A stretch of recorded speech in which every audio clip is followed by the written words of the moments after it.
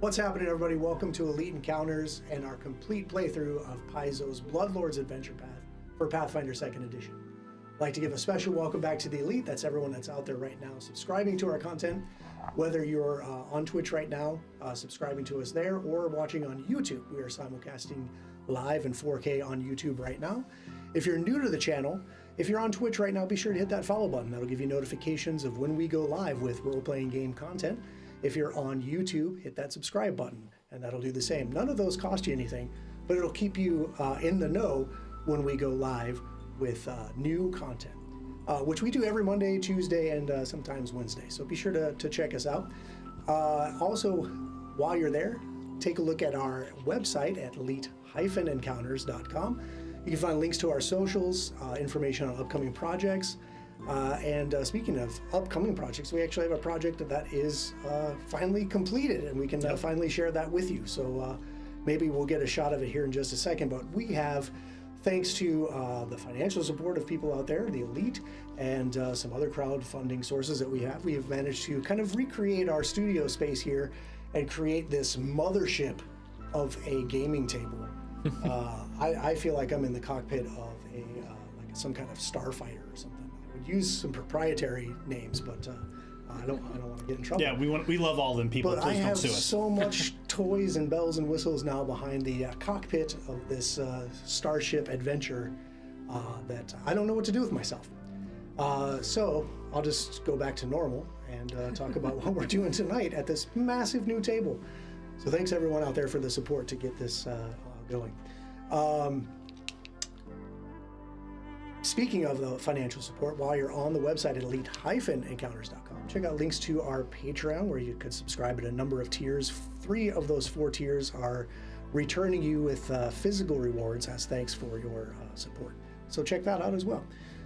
Now is the time that I have to give out skull bones. And I don't know how I'm going to do this with this massive table.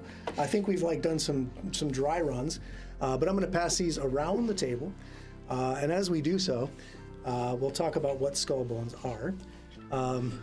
Skull bones are. This is really. It's like a friendship moment. It's like a.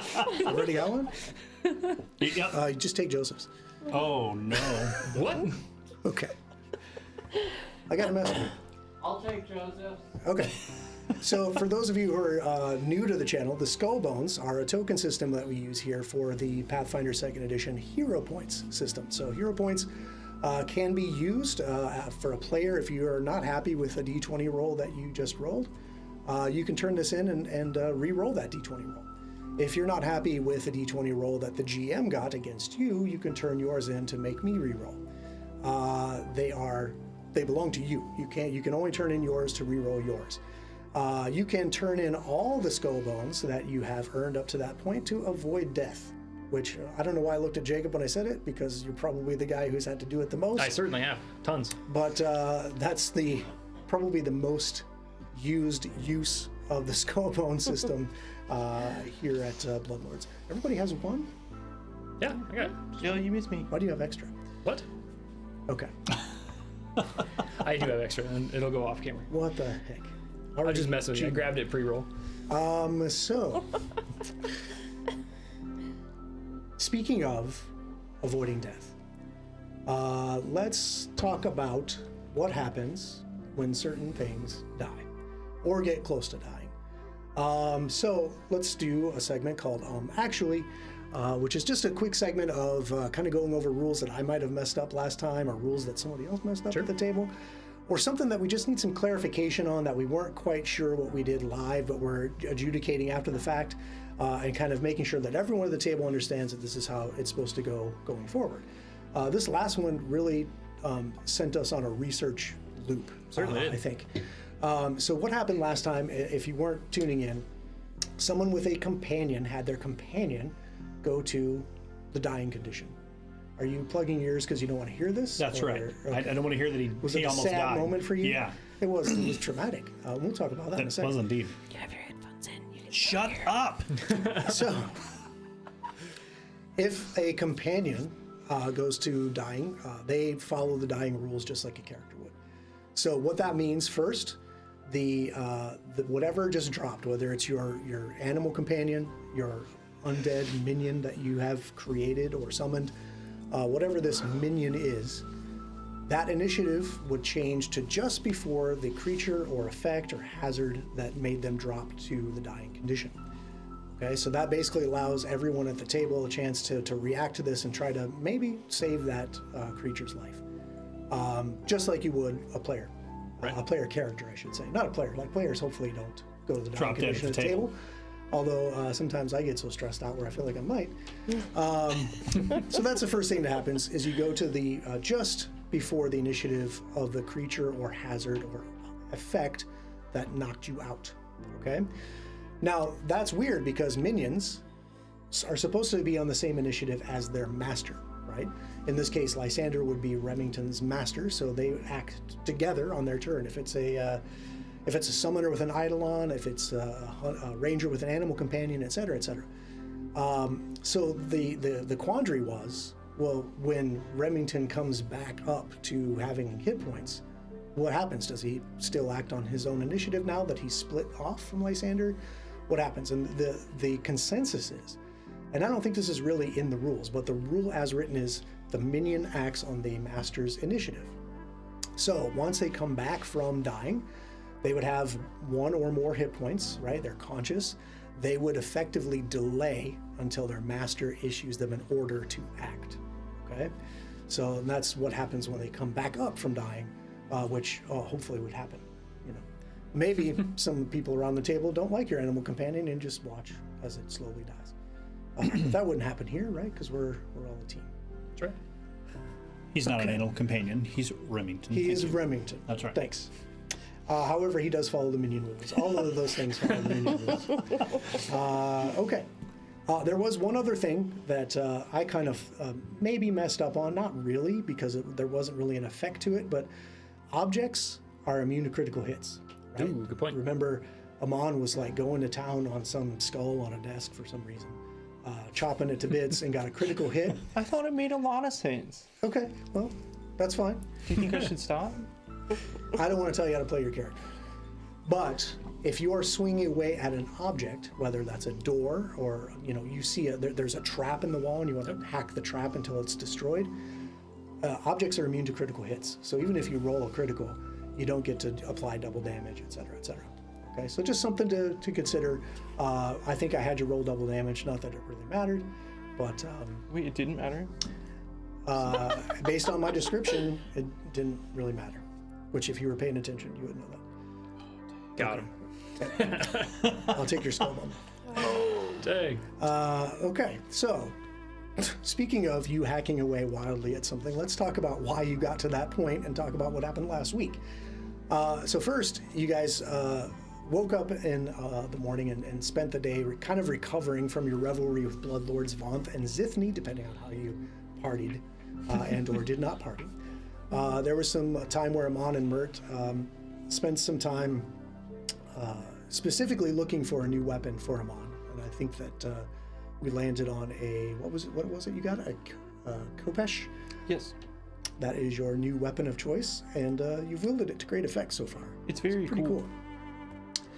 I'm making like edits live as I'm going. It's not working well. Most of that day went by rather uneventful. Lysander had the previous evening sent a dream message to someone, and as everyone kind of settled in to sleep that night, Lysander got confirmation that whoever he sent that message to was listening and received it. The next day, the group decided to attend Nathnelma's lecture at the Twilight Castrum and learned a few things about the Grave Hag just by observing her, and then spent some time questioning her, letting into her with a number of probing questions about things like Shadow Ash, and after a while she started to lose control of the class. She was kind of taken off guard by all of these questions that kind of challenged her, and class ended up ending early. She left with her Etten Murg and her student aides accompanying her out of the lecture hall, and after kind of regrouping, you guys decided, hey, let's go break into her office. Right? That's what every good college kid should do, is break into their professor's office during daytime hours. I've done That's all right. Yeah. Oh boy. There's Okay. lots of things I do in this game that I don't do in real life, you know? Yeah. Eat a sandwich. I don't know about crimes, but okay, moving on. You decided to break into Nathnelma's office. Ophelia was able to pick that lock relatively easily. I was pleasantly surprised at how easily you were able to get through that lock. And then you started exploring the office. And as you did so, a blast of holy energy erupted from a Serenite statue that you found on a bookshelf, along with like this kind of like sobbing cry of a woman as that kind of filled the room. And as that happened, a ghostly figure apparated from behind the desk and attacked the intruders. And that's where we're going to pick up. We're already in initiative. We're already in combat. Certainly are. So why don't we just pick up right there in the office with this thing about to kill someone. Oh boy. Or About to no, see, that's Mert's been hitting him. some predictive Mert's been talk hitting that him. I don't like. And you guys have been being hit by it. I can Certainly. talk. Okay, so it is the top of round 4, if memory serves. You guys are in position on the map, and we're ready to rock and roll. It is the creature's turn.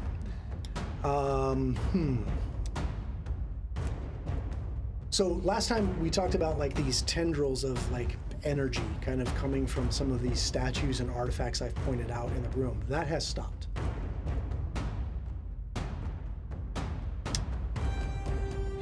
So now it's going to turn its attention to Amon and try to bite him with this cloak ringed with teeth. So the whole thing just kind of envelops you. Here we go. 34 to hit. Yes, that is a hit. Is that a critical hit? It is by not a chance? critical hit. Okay. Are you sure? Please Pretty look sure. Please look again. Are you? So remember, some of you may have the frightened condition from last time. So see if that applies. It does not. Okay. Are you sure? I'm please look again. pretty sure. All right. I'm just playing around. So instead, why don't you go ahead and take 14 points of piercing damage from that bite? Sounds great. Okay. And now, let's get a check of my positioning here.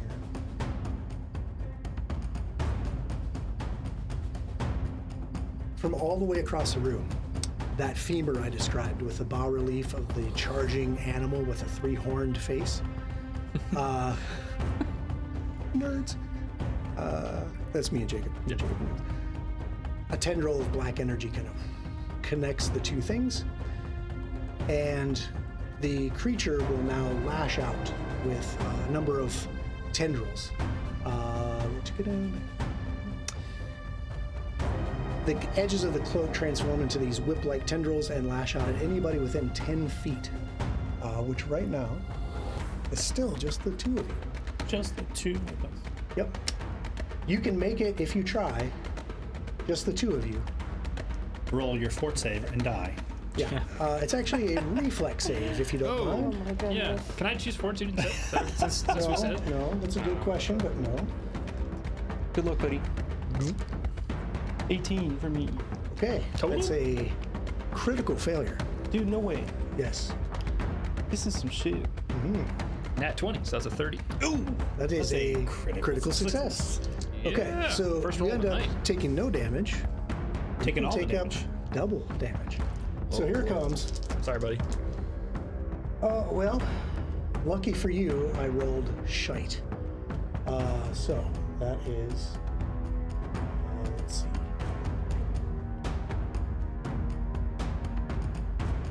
$42 points of slashing damage. 42. That's shite. Shite? That's shite? Yeah. Terrifying. Okay. Remember, that's doubled, so yeah, 40. It would have been 21. 42 instead. How you doing over there?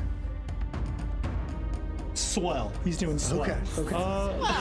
That hurts. So when that hits him on, like, yeah, just, and I kind of stagger back at that, and all cut up and Oh, boy. bloody and Looking pretty bad. looking okay. pretty bad.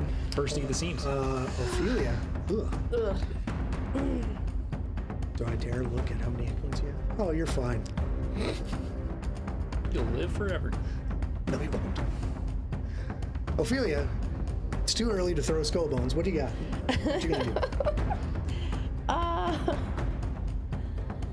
Oh gosh. Okay, so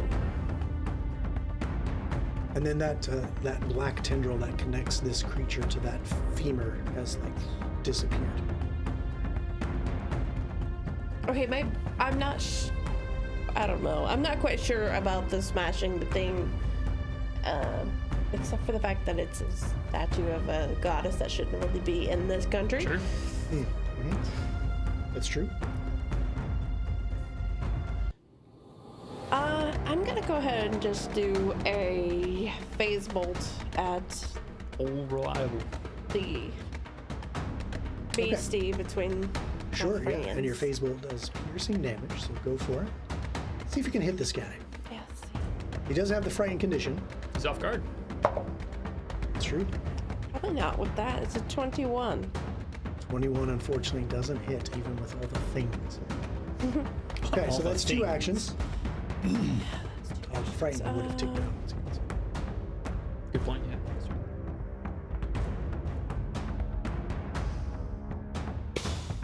Oh man.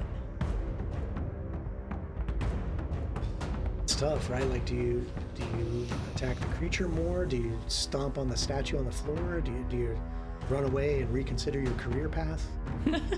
What do you do? I'm gonna try to.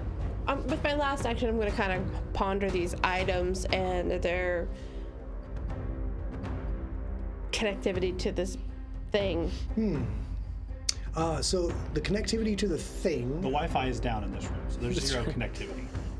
No, he has connectivity. I was like, don't freak me out like that. Like, okay. No, I'm talking about. We're still live, yes, right? Yes. Coming to you live on Twitch and YouTube. Okay. That's right. All right, so you want to recall knowledge on this creature to find out, like, why is this thing, like, getting these tendrils of energy come from these objects? What is that doing? That is actually a feature of the creature. Oh, So, I'm going to give you a recall knowledge. Let's see. excellent use of third action. So this is going to be a religion. So let's take a look at your religion. I think I got you at a 12. I do. Okay. Not bad, not bad. Yeah. Okay. Well, here we go. And knowledge checks are a secret roll for those of you just turning in. So I'm going to give this a shot here. Right on the money. Hey. So you're asking specifically what is this thing doing. So I'm not going to tell you the name because that's a separate question. But what this ability is anytime that this creature is near things that are haunted, it will draw energy from a haunted item or a presence in the room to power it to be able to lash out at the creatures all around it. What that does is that effectively kind of suppresses the haunt for just a little bit until the haunt's energy kind of remanifests itself in the room.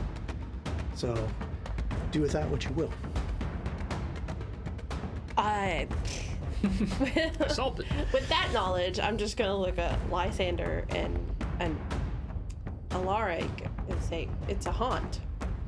Oh, These are haunted items. Okay. That brings us to Mert. okay. We're in still a good position to fight it flanked. So Yeah. I will go ahead and spend my first 2 on an intimidating strike. Okay. So we'll give that a swing. Because I don't like that his frightening went down. I'd like to turn that back up. 26? 26 is just right on the money. All right. That's what I like to hear. How much damage can you do with that? Find out. And it does have ghost touch properties. Oh, near max on that. It does. Sorry, I asked. How much damage could you possibly do with this fork? What's the My minimum God, it's in you the could- jugular. 34 points of damage. 34 points of Yes. damage. Oh my God. Oh my. Ugh. Oh man, that hurt to write on my tracker. Okay, that's a good hit. Sweet. And it He's now frightened 1. howls in pain. Okay. As it should. But I'm gonna use my third action to swing again. Hopefully that map makes a difference, or that frightened condition makes a difference. The AC will go down 1. Compensate for my map a bit here. Oop. In the box. In the box. Probably not. That is a 22. I'll live to fight another day. That's a Alright. miss. That brings us to Alara. Look at this. I can look right at the people. I know. I know, it's great. It's so crazy. I don't have to go like this. I don't have to like look down the line. I just don't know what to do with I myself. know. It's nuts. I have felt all over the place with what to do here. I know the stuff So many options. Well, if you don't know, there's always recalling knowledge to learn Yeah, more that's- about what's going on, right? Well, and I want to recall knowledge, but I'm trying to decide what to ask. 'Cause I'm like, Okay. because if I want to know like what it is, but I don't. I'm worried that if you tell me, that won't mean anything to me. Okay. Actually, to be fair, let me just do a live actually. When you succeeded to recall knowledge to Yeah. identify a creature, you do know what it is and something useful about it. Okay, So okay. I'm going to give you guys that this is a geist. Okay, not the reservoir, Good to know. the creature. Duly noted. Why do you name a big fancy? I don't know. It's a geist, which is an incorporeal undead.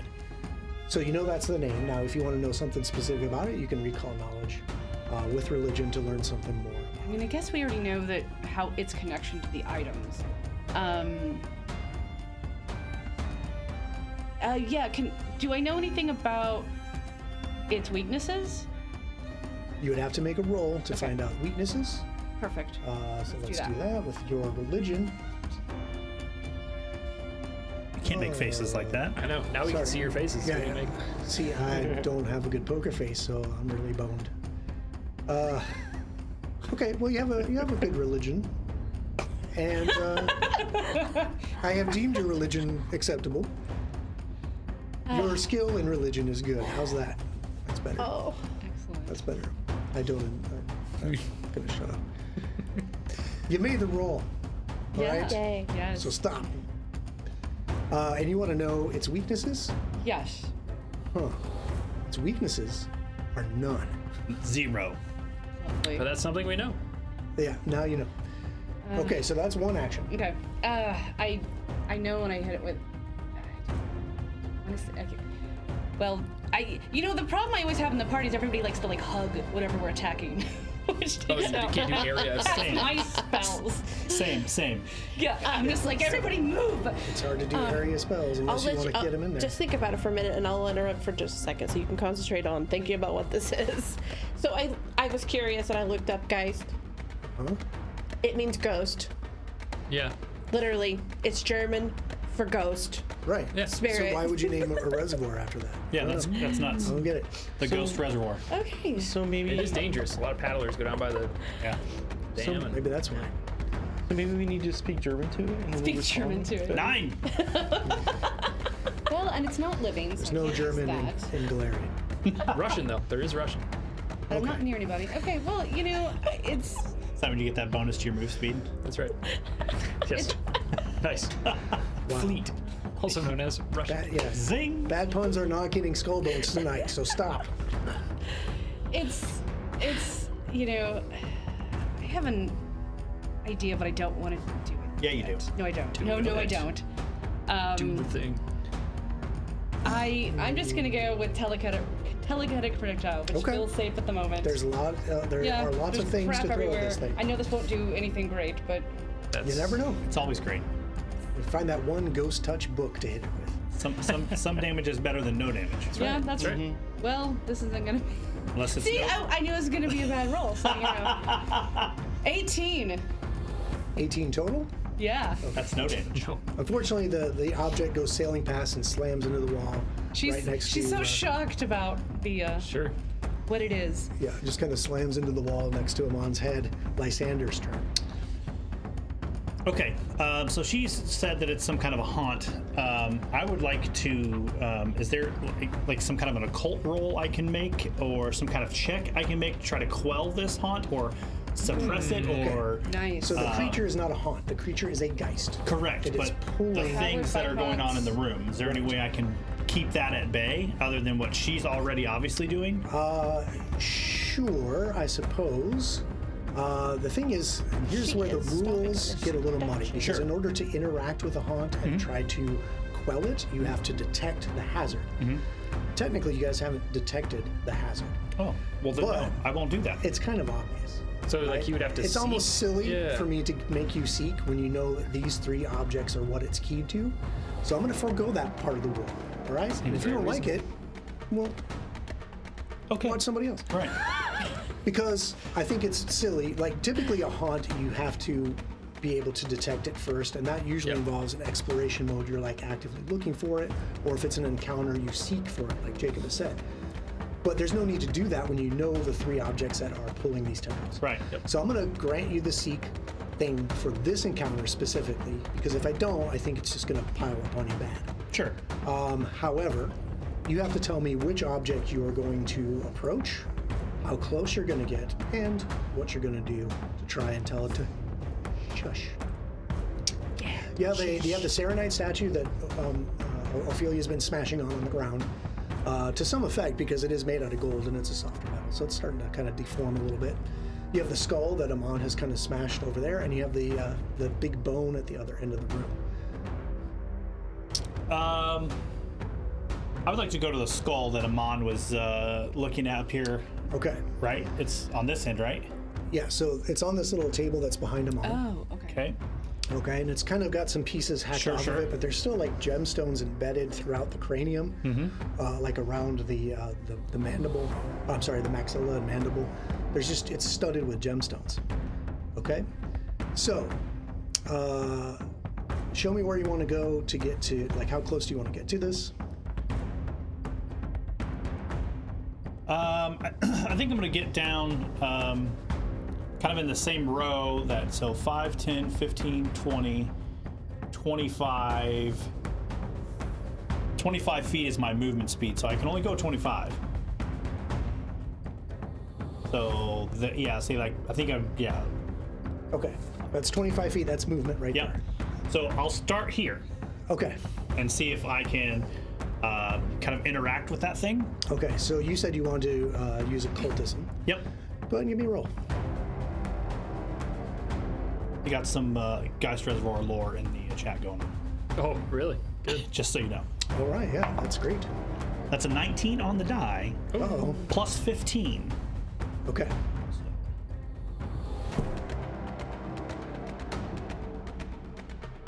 So for right now, you see all the gems in the skull. When you do that, those gems, they kind of have, like, as you approached, there's like a faint glow to them as you were getting closer. Okay. And then as you kind of explain to me Yeah, how so, you occultism. that kind of eerie green fog that's kind of pouring out of the cloak, I just kind of like take my hands and I just kind of like, as you make wind with your hand, I just kind of go like this, and that fog just kind of trails across toward this skull. Okay. As it kind of gets close to that table and rises up on this skull, you just kind of see whatever that energy is kind of circling around that skull or coming out of that skull.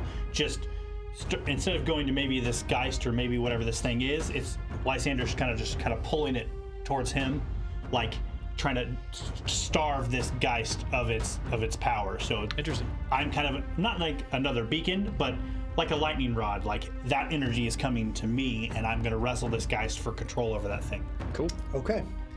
So when you do that, the glow that you notice in all of the gemstones that are kind of festooned on the skull, they all just fade out. The light just kind of dims from that when you do that. Okay, That's what you see. great. Neat. So one action to you'll have move, an one action action to. Okay. I will command Remy to stand, Okay. and he will get to his feet, Got it. and that's one action. And then can he move now? Because he gets two, He gets right? two when you command him. So command one him, to so, stand up and one to he's do going to something. move back, kind of heading towards me. Okay. Okay. He's got a 15. He does. Yep. Okay. Yeah. All right. Well, that's no fun. I don't get to play with that skull anymore. I'm on. Haha, welcome. It's been so long. So the first thing, like that thing was smacking at me, and then the first thing is, from behind my shield, you'll see that green glow emanating out from behind it as I cast Touch the Void on myself to heal. Probably a smart move, yeah. And then I'm gonna take a swing at it with my Kopesh. Okay. 21.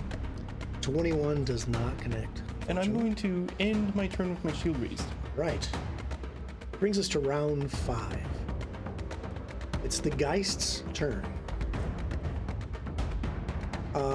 It is too smart to stand there and just get flanked and swarmed on by folks.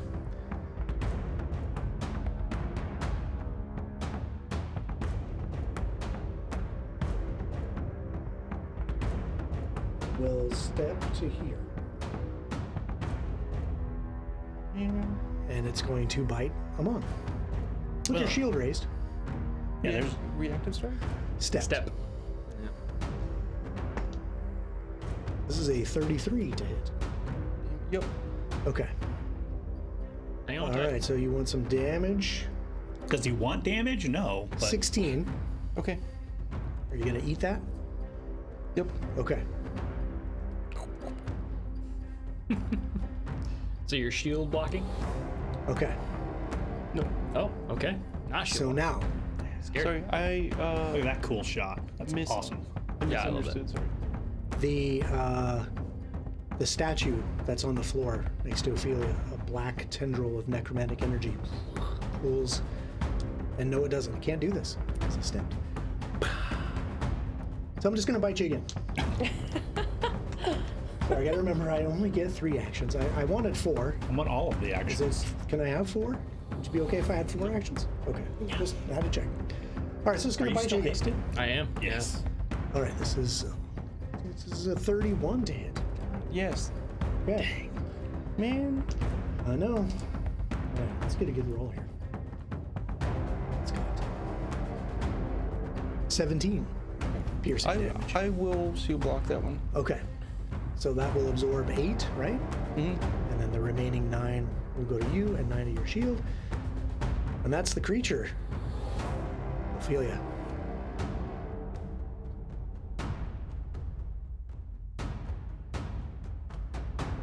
I'm trying to figure out what Lysander did to the skull. Yes. He poofed green gas at it. And he he wafted it at him like, standard, thing you do with the skull. The gems all over it. So you're trying to decide between like hitting the statue more or Yeah.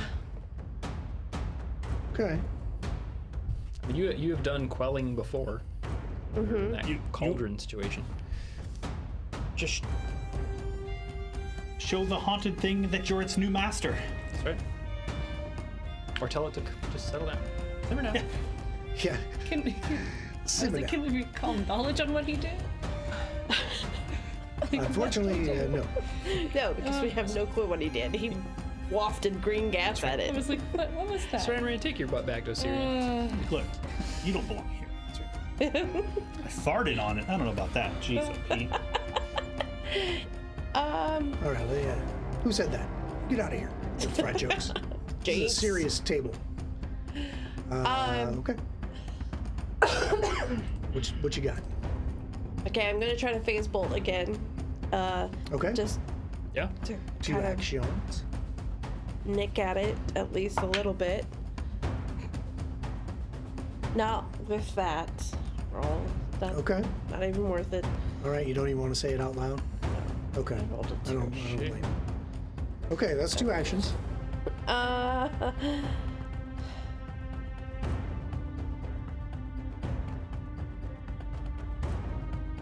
mean, it is a gold statue. It is. So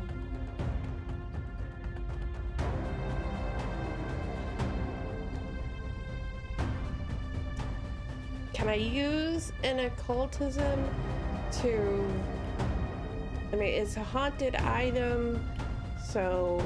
And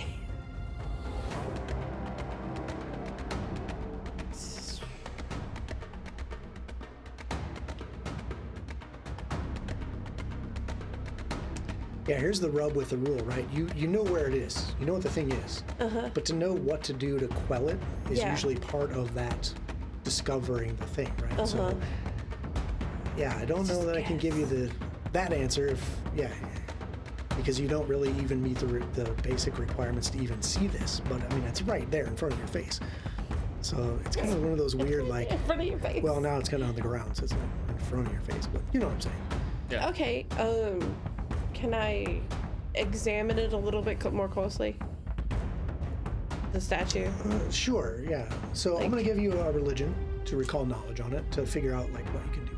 How's that? It's, like, is it, does it have initials? Is it, I mean, how would it be, how would a statue become haunted? You know? All good questions.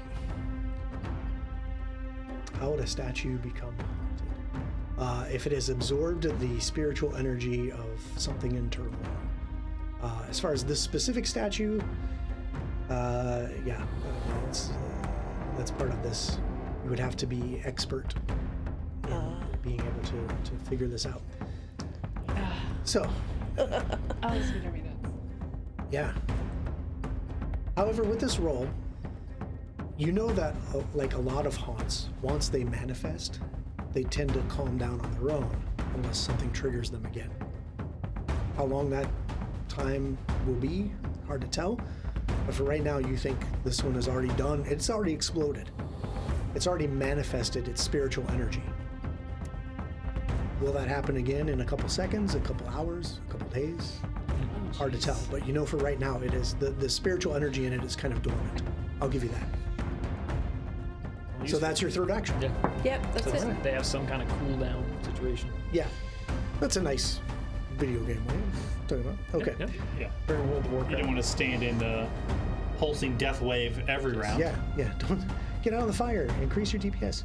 Merc. That's right. Speaking of DPS, I'm going to use my haste action to get into a flanking with Amon. dang it. Okay. Then I'm gonna intimidating strike again because I really want to keep you frightened forever and ever. I'm already dead. What do you want? I want you to be So am I. afraid and dead. So what? All right. Here we go. That is a 29. That hits. Yeah. Say goodnight. 26 points of damage. Oh, 26 points of damage. Yes, sir. You may go ahead and dispatch your foe.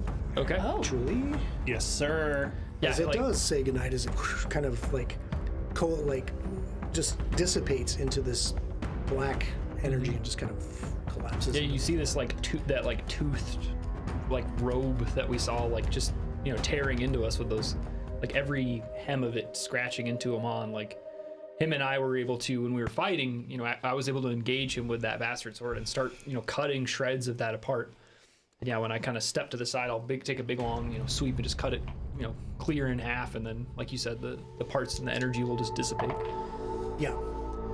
So as it kind of sinks back into the floor, you're kind of left now with this skull on this little table, this smashed Serenite statue, this femur on the far end of the room there. And you've already found some documents. If you recall, there were some documents on the desk and in the waste paper basket. There's a number of other books and documents on the bookshelf. What do you guys want to do? As soon as the Geist is... I'll spend a second rank 2-action arm and give you 36 hit points back. Oh, dude, cool. Because what I was gonna say is that you watch me struggle to my knee as I'm gonna unfasten my shield. Like you watch me struggle at my knee, and I'm gonna pull out my repair kit. And you see me just I'm gonna repair my shield, but the way I'm doing it, I almost I just kind of like brute force bend it into place, and then maybe I use a tool to bang something, and I'm quite good at it. But like a rapid fix, not like polishing it all back to perfect. It's like, that's really cool. One may call it a quick repair. One could. One could. Depending on your proficiency, how quick it is. And then, while I'm doing that, you hit me with that, and I just... Yeah, so that kind of that energy that I stole from that skull, you just see it, he just kind of like pulls it together and just turns around and just shoots that green energy over into Amon, and just you just see his body just kind of like stitch back together. You see hands come out that are very kind of dainty and very kind of small, and just kind of start like stitching his flesh from his chest together, and all these wounds just kind of just pull and like suture shut. Jeez. And I'm also... That was extra creepy. I'm gonna just take some more time to treat my wounds. Okay, so Amon's is kind of regaining his composure over there. Sure. What's the rest of you guys doing? Yeah, I'm gonna go back over to the desk. Like, we found the letter that was in the waste bin with the Urgathoan seal from the Palladium, which is a temple in town.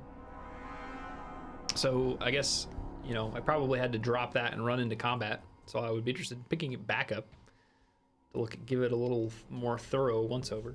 Yeah, so the envelope that it was delivered in, the wax seal has obviously been broken, but it does still maintain that you can still make out that it is from the Palladium, which we already have figured out that this is a small shrine to Urgathoa in the Three Gates district. And it is a letter from, I'm assuming you're going to open the letter and read it. Yeah, I'd like to. Just stare at the envelope? I don't know, okay. Yeah, you have to roll to open the envelope. I do. Okay, and I you succeed. made it? All right. So you open the envelope, and folded inside is a short letter from a priest named Vilnithna. And it's a response to Nathnelna, basically informing her that your request for Shadow Ash is beyond the scope of what our priests can do. This is something that we are unable to be able to produce in the quantities that you seek. Oh no.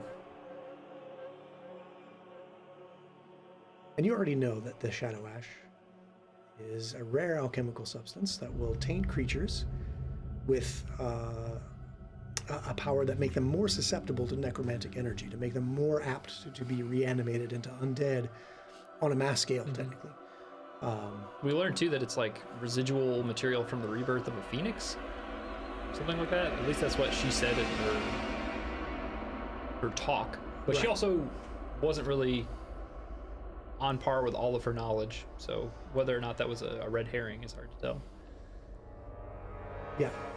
So yeah, it's basically a very short and not really like terse isn't the word I'm looking for, but it's almost incredulous. Like really you think we can produce Shadow Ash for you on this scale? That's, it hints that this is kind of a ridiculous request. That they do have the ability to make some Shadow Ash. It seems like they're bragging, but not on the scale that she's requesting. Well, and we realized just how extremely valuable that material is. To match the mass production that we saw in Peged would be an exorbitant amount of money, even in Gillette, I would think. Right. Or Eled. The other documents on the desk are just student correspondence. There's maybe some papers that she was in the process of reading through and marking up with a number of corrections or comments that are almost like snide. But there is a couple letters on the desk that actually are addressed to a townhome in the Three Gates district. Oh, okay. I'll definitely pick that up to start jotting down what exactly that is. Okay, Like so yeah, mark down the address. Yep. And have that information. The documents seem to suggest that that's where Nathnelma lives. Okay. I will pull out that black stone and kind of look around and see who else still looks wounded from the fight. And I'll go up, and while everyone is kind of milling about, and I'll just stick the stone kind of on the back between the shoulder blades of Ophelia there, and it just kind of like, it just like sticks to her back as it starts pulling all that energy and out of her. Does the spike come back? Yeah, I don't want to be in here when that happens. Yeah, we need to Yeah. find what we need and get out of here before it reactivates. For sure. While you were digging around the drawer, speaking of, Yes. well, I'll let him do some healing, and I'll make sure that I get you what you need with this desk. I did succeed in my subsequent checks to continue to search. To rifle through. So there are a number of drawers on the desk. The topmost drawer is Oh, okay. That's not a job for me. Yeah, I'll call that out to the party. This one desk drawer is locked. Need somebody to give it a go. Bam. I'm coming. How much did you heal me for? Where's the die total? Hello? Oh, there it is. I was like, where the hell's the die total? So 2d8 plus 10. Ooh. 25. Nice. Yay! That healed me to max. what? You're kidding. One from Max. I gotta try harder next time. Okay. And then You tried pretty hard with me. I did, yeah. Just FYI. pull that stone off. I didn't. The guy Just stick it back in his pocket. Okay. All right, I'm gonna go try to pick this lock. Okay. Well, I'm gonna look for traps first. All right. You check it over for traps. Yes. It doesn't seem like it has like enough area or space to be trapped, so you feel confident that you can go to town on it and be safe. Okay. Looks clear. Got it. Looks clear. Famous last words. So Sticks the stone on you. Wait, is that a little scrape on 22. the top of the drawer? No, you're fine. You hurt? Not bad, but Yeah. all right, gonna pick this lock. Okay. You got it. Oh, 20. Good roll. Perfect. 28. Wow. Okay. Yeah. So there's just a couple of clicks, and you manage to disable the fairly simple locking mechanism on this drawer. And you pull it open. Inside is a very nice dagger, and also a claw. The claw is almost sickle-shaped, and it's got that same brown, almost like rock hue that the bone at the end of the office has on the bookshelf. Yeah, the one behind me. Yeah. Yeah.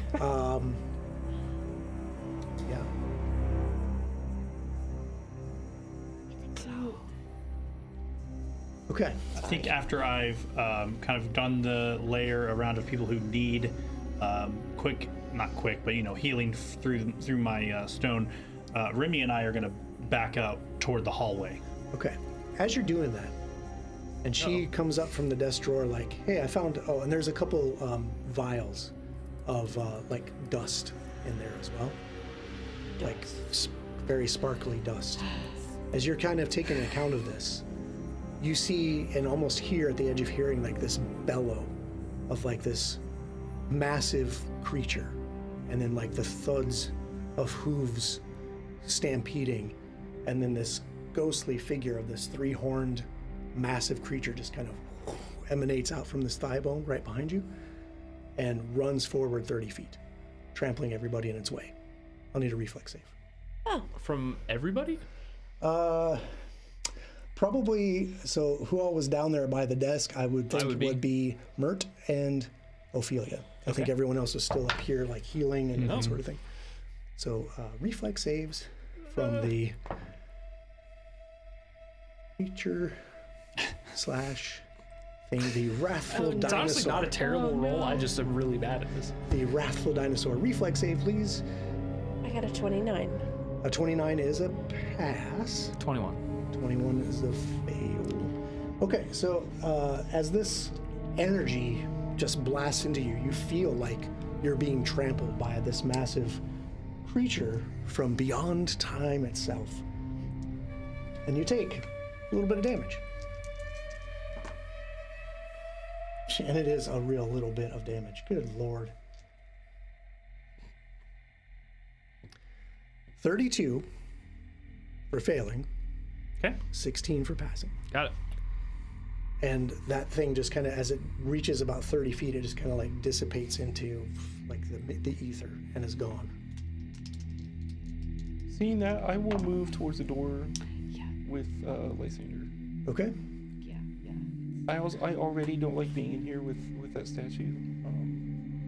I guess, yeah. And I guess we're just going to. I guess with the fact the statue's beaten, we can't just put it back and be like, nobody was here. She's gonna Just know. kind of beat the crap out of the The statue. skull is also broken. Oh, that's Yeah. true. Not It's just just like, the I'm like, statue. I guess there's no resetting. I We think just that- gotta leave. So you guys want to take this stuff with you?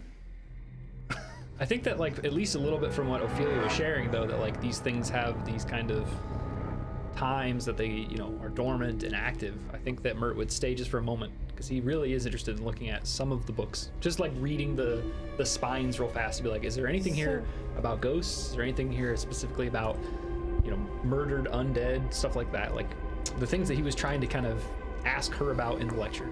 As you're kind of giving a cursory glance, a lot of it is not. A lot of it is mostly about reanimating corpses. Right. Okay. Unfortunately, it's nothing about like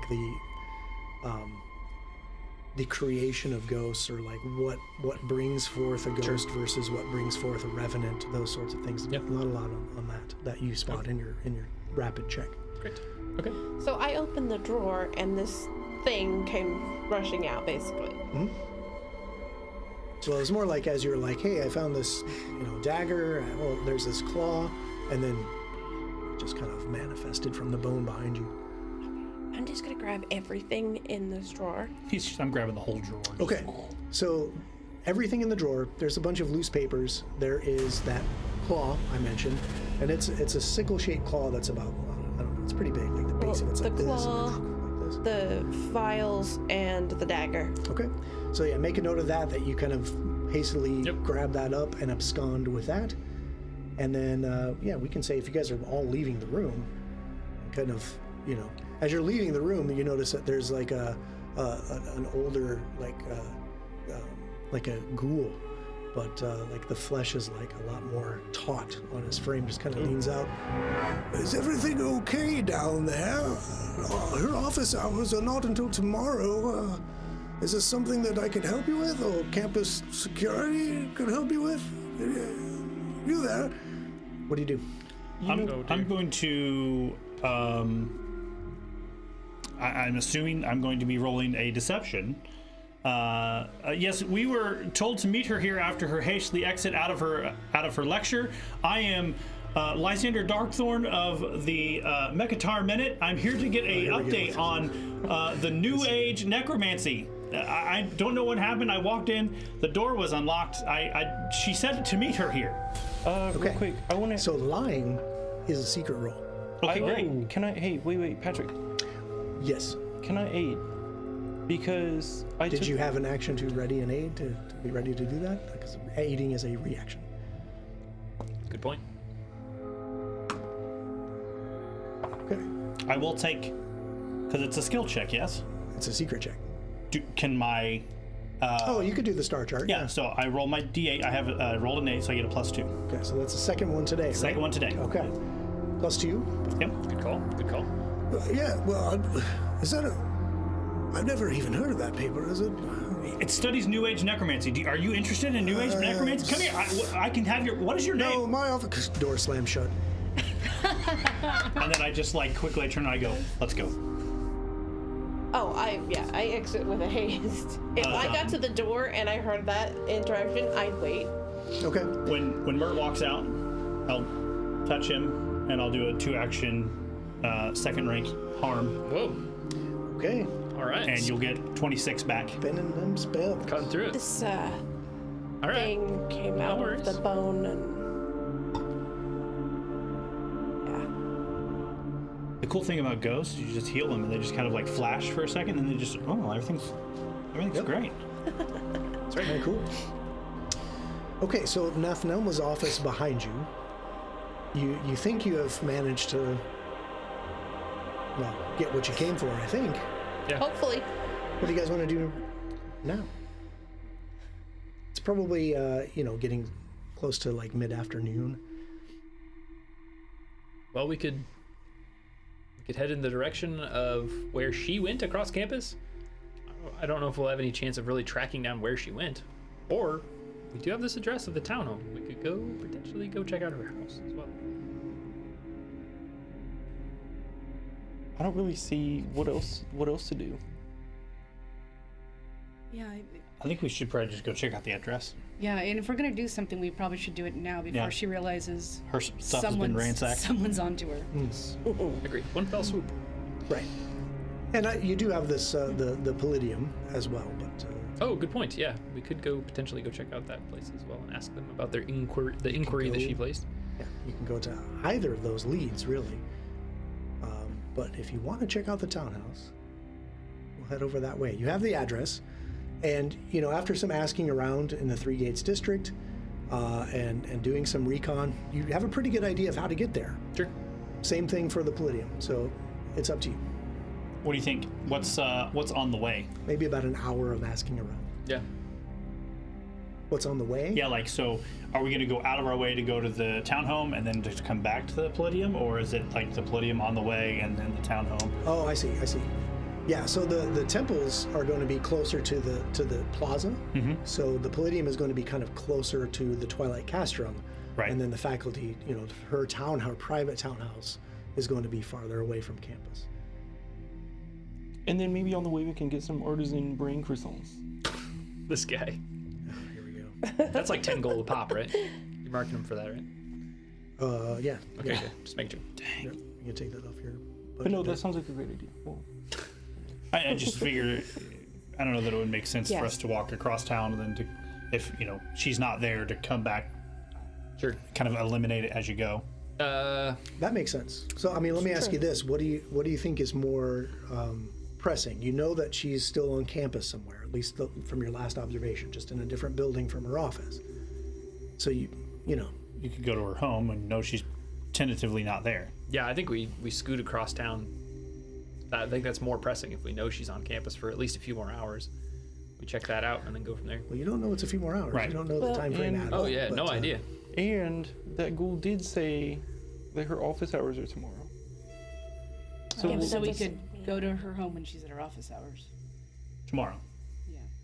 But if tomorrow she goes to her office hours and finds her office ransacked, Yeah. will she? She will not have keep office hours. or will she start tying up loose ends?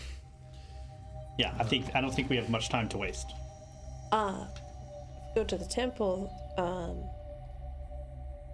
They apparently can provide the shadow ash, just not in the quantity. That's what you gathered from Vilnithna's response. Yeah. So they have it, or they have They have some. some. They just can't give as much as what she needs for her project. Well, as long as she can't get a hold of enough for the amount of brain grit and tremor paste that's been transported here, at least we know that the plot isn't going to move forward for a moment.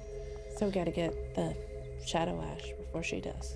And also locate her supply and destroy it. So apparently she needs it to not only do her experiment, but to also do rituals like bringing that Etten back. I would assume she's not doing those rituals in a faculty building. I assume she's doing those rituals of some kind Right. in her own home. You would think. No. Listen, we all questioned her. Yeah. She didn't come off as the brightest. She could have been doing an experiment in the back room of the facility. It sounds a bit like she's in over her head. A little bit. But it is almost a boon that there is one more ingredient to this, and that last ingredient is so restrictively valuable. At least that tells us that this plot could be delayed slightly. Yeah. And that whoever is the benefactor that could drive it forward could be her or somebody extremely powerful. that's also assuming that there's not another source of shadow ash. Right. Hopefully that Because hasn't been again- figured out yet, because if it has, our errand is already kind of hopeless. I mean, they did say that they couldn't provide it, so she would have had to go for an alternative. Yep. Or possibly carried on without it. So do we go to the temple and tell them what's going on? There is something to be said about trying to discredit her. Certainly that benefits us if she's rejected from her professorship, even though she has tenure.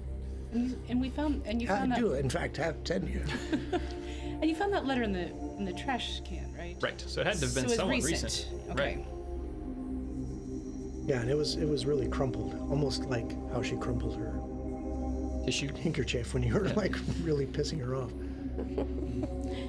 Yeah, I'm It's fine not either our way. fault she I don't couldn't. have strong feelings, other than I think that we should definitely go to her house when she's not there, and when she doesn't have that Etten with her, because that thing, very intimidating. Yeah. Super bad news. She's probably never gonna have that thing not with her. Right. So wherever she is, we should not be if we're trying to investigate her. So, I'm game for whatever we think is the best option. I think we should. Question the Palladium. Okay. The Palladium temple. first? All right. Sounds Sure. great. Okay, so we have a consensus then? Our so. powers combined. Okay. That works.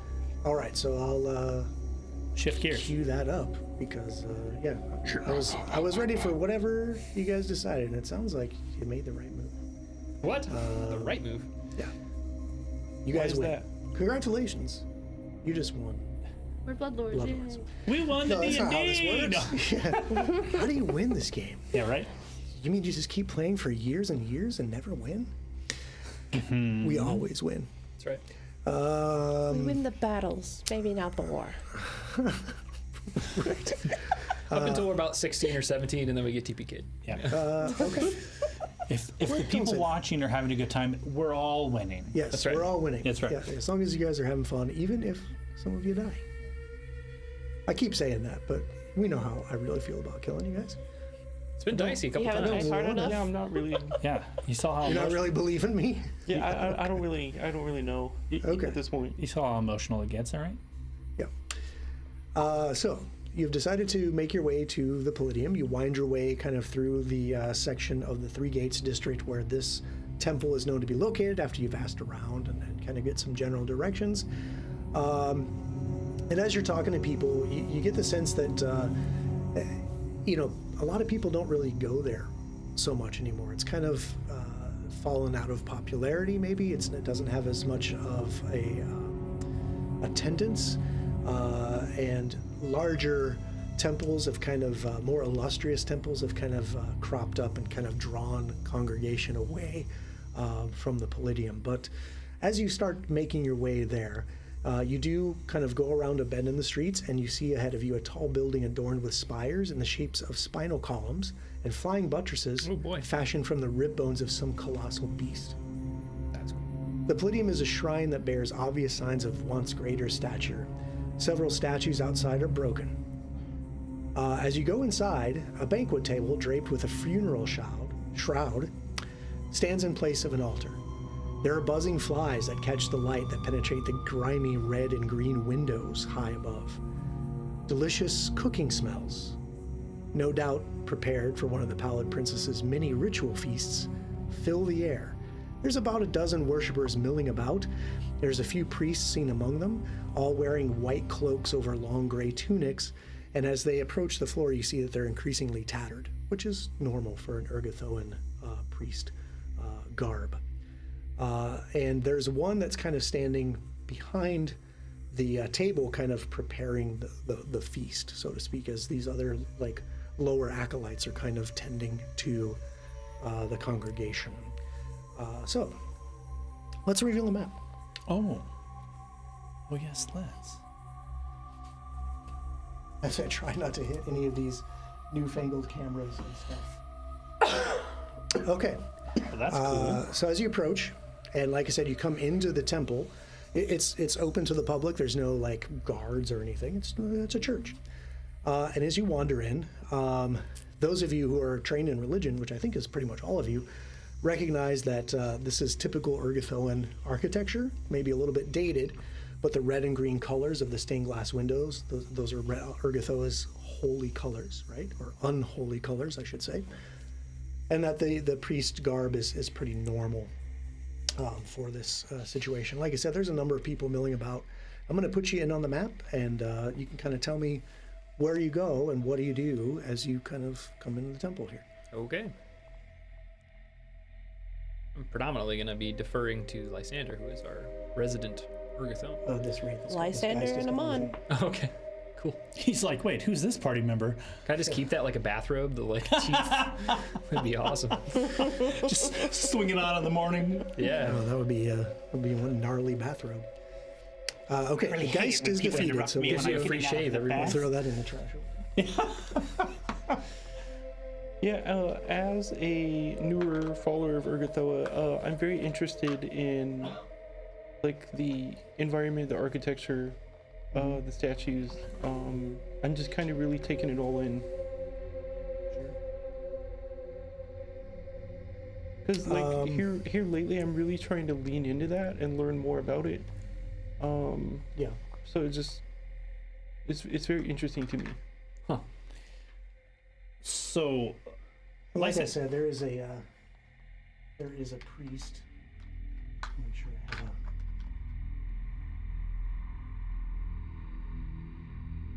kind of back there preparing the table. okay. And I'm sorry, keep. Yeah, Lysander will not unceremoniously, but he'll walk in kind of like he owns the place. Whoa. He just kind of like walks in and walks straight down the aisle there. Sure. Remy in tow to that table. And whatever looks the most delicious that's there, he just reaches out and grabs it.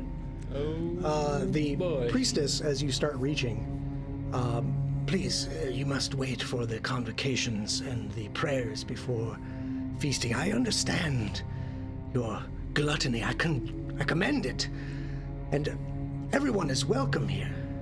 But you must wait until everything is ready and prepared. I would have gone up with them, by the way. okay. Just behind Lysander, I wouldn't be, trying to grab stuff. I appreciate that so much. Yes, don't worry. Everyone will be welcome, and especially the fleshies. Yes. She's kind of looking past you and even maybe at you a little bit.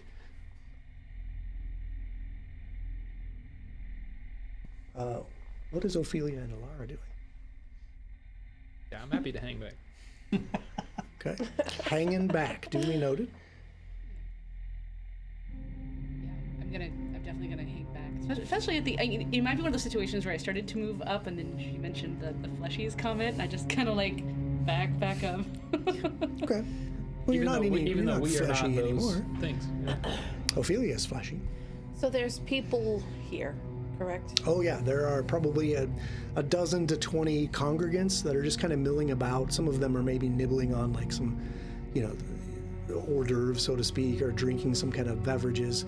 And, priests are going about to them and like saying small blessings over them and drawing holy symbols of Urgathoa on them. Just giving them small blessings as they're preparing for this celebratory feast. I'm gonna walk up towards the altar as well, Okay. but I'll be taking a seat Okay. somewhere. Yeah, we'll just kind of put you like, there's places to sit. That's actually a A pillar. Yeah, we'll just kind of sit you down. Do you have Just a kind climb of lean speed? up against it. Close enough to hear what they're saying, and just kind of like I'm supposed to be there. Sure. Yeah. And again, all are welcome. All are welcome. But I don't recognize your faces or your mask. What are you? So Amon and I are standing up there and not hiding the thing necessarily, but Lysander will pull his left glove off his hand and sticks his hand on the table, and like magically burnt into the back of his left hand is the Urgathoan holy symbol sign, and it is kind of glowing green in the back of his hand. That's the first time that I've pulled that left hand glove off. He's probably the only one that can probably see it because he kind of pulls it off and then just lays it on the table. Oh, I see you're touched by the Pallid Princess. Your presence is an honor. I hope you do stay around to join us in this feast. And then he just puts his glove back on. Do you come for the convocations and blessings? No, but I believe that we are called here for many reasons, and the convocation is not beyond one of the reasons why we're here. We can obviously partake in what you're providing. Yes, and I do hope the fleshies do stay. And I kind of turn and look at Amon, and I will kind of gesture to Remy and like kind of move my hand, and he will slide down the table, and then I'll kind of gesture at Amon to come up kind of like between us to the table. And then, by the way, when you took your glove off and I saw that and I saw them address you as like touched by the Pallid Princess, I just kind of, because I know like you've talked about it, but to hear it from someone else and to see that marking, I'm taken aback by that. And so you invite me up and I'll, step up beside you, and I'm very interested, but also the kind of like, I don't know how all this works. I don't want to speak out of turn. I'm quietly stepping up beside him. Okay. He is a champion of the Pallid Princess himself. He carries her weight not only on his arm, but in his hand. I do see he bears the holy symbol of the Pallid Princess, indeed. So His you all have... loyalty is unchecked.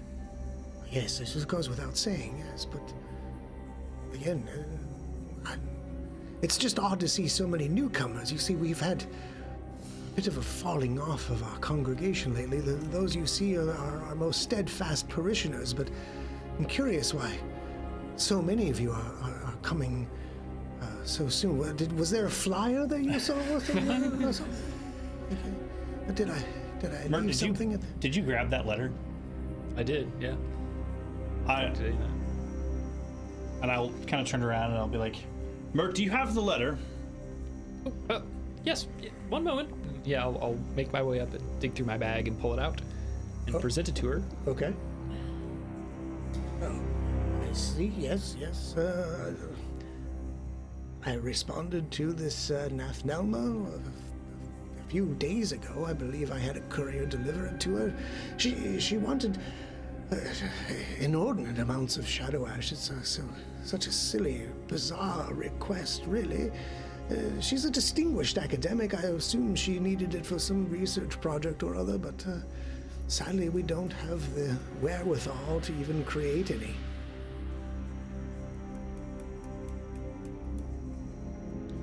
Well then, why would she be asking you specifically?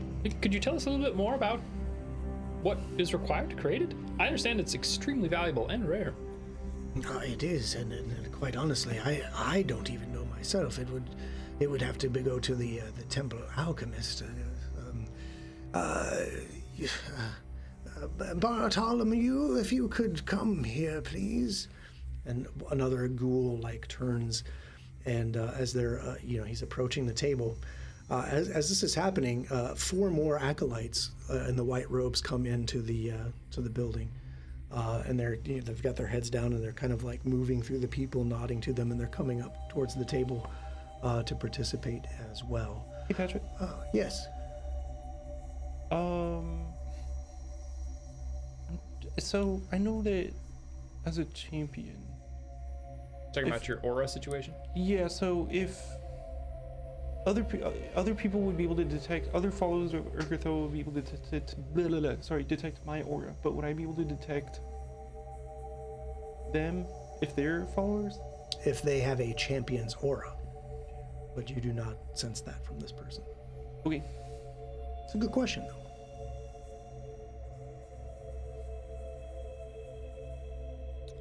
Do I hear confused as to. Do I hear the other people approaching? Do you work for Nathnelma? Yeah, you can hear like there's more people and there's like more talking behind you as more acolytes come in. I will turn around and take a few steps down the aisleway there. Okay. And I will stop the 4 acolytes that are approaching. Okay. So how, like, you take a few steps this way? Yeah, just kind of where Ophelia is standing there, just like, yep, Sure. and I'll just kind of... They're kind of in this area. Yep, and I just hold my hand up. They keep approaching you. They don't... And I will... They've never seen you before, so there's no... Why would they... They just keep walking, and they're kind of nodding to the congregants here and there. While I'm up there, I'm gonna kind of ask her, like, you keep using this term, fleshies. What is your interest in the quick? If that's what you mean by fleshies.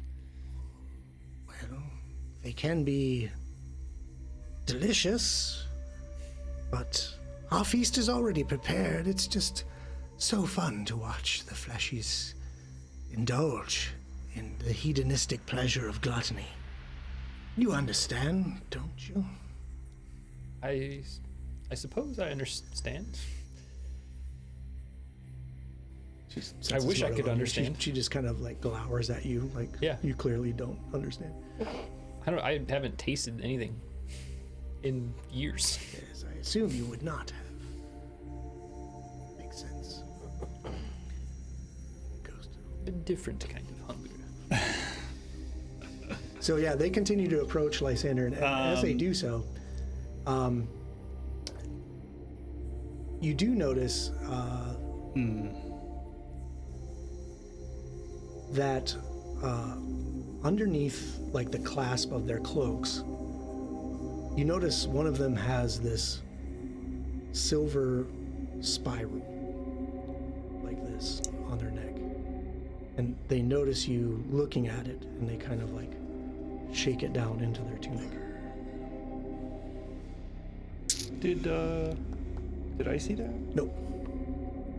Only Lysander has seen that. I have seen that symbol before, yes? You're addressing the person? No, I'm asking you. Oh yeah, you have seen that symbol before. I have seen that symbol before, in quite a yes? traumatic incident. Yeah, you've seen that. Great. Where are these 4 people? Oh, it's a good question. They're about right here. They're just kind of coming in as a throng, nodding to congregants. So when he sees that symbol,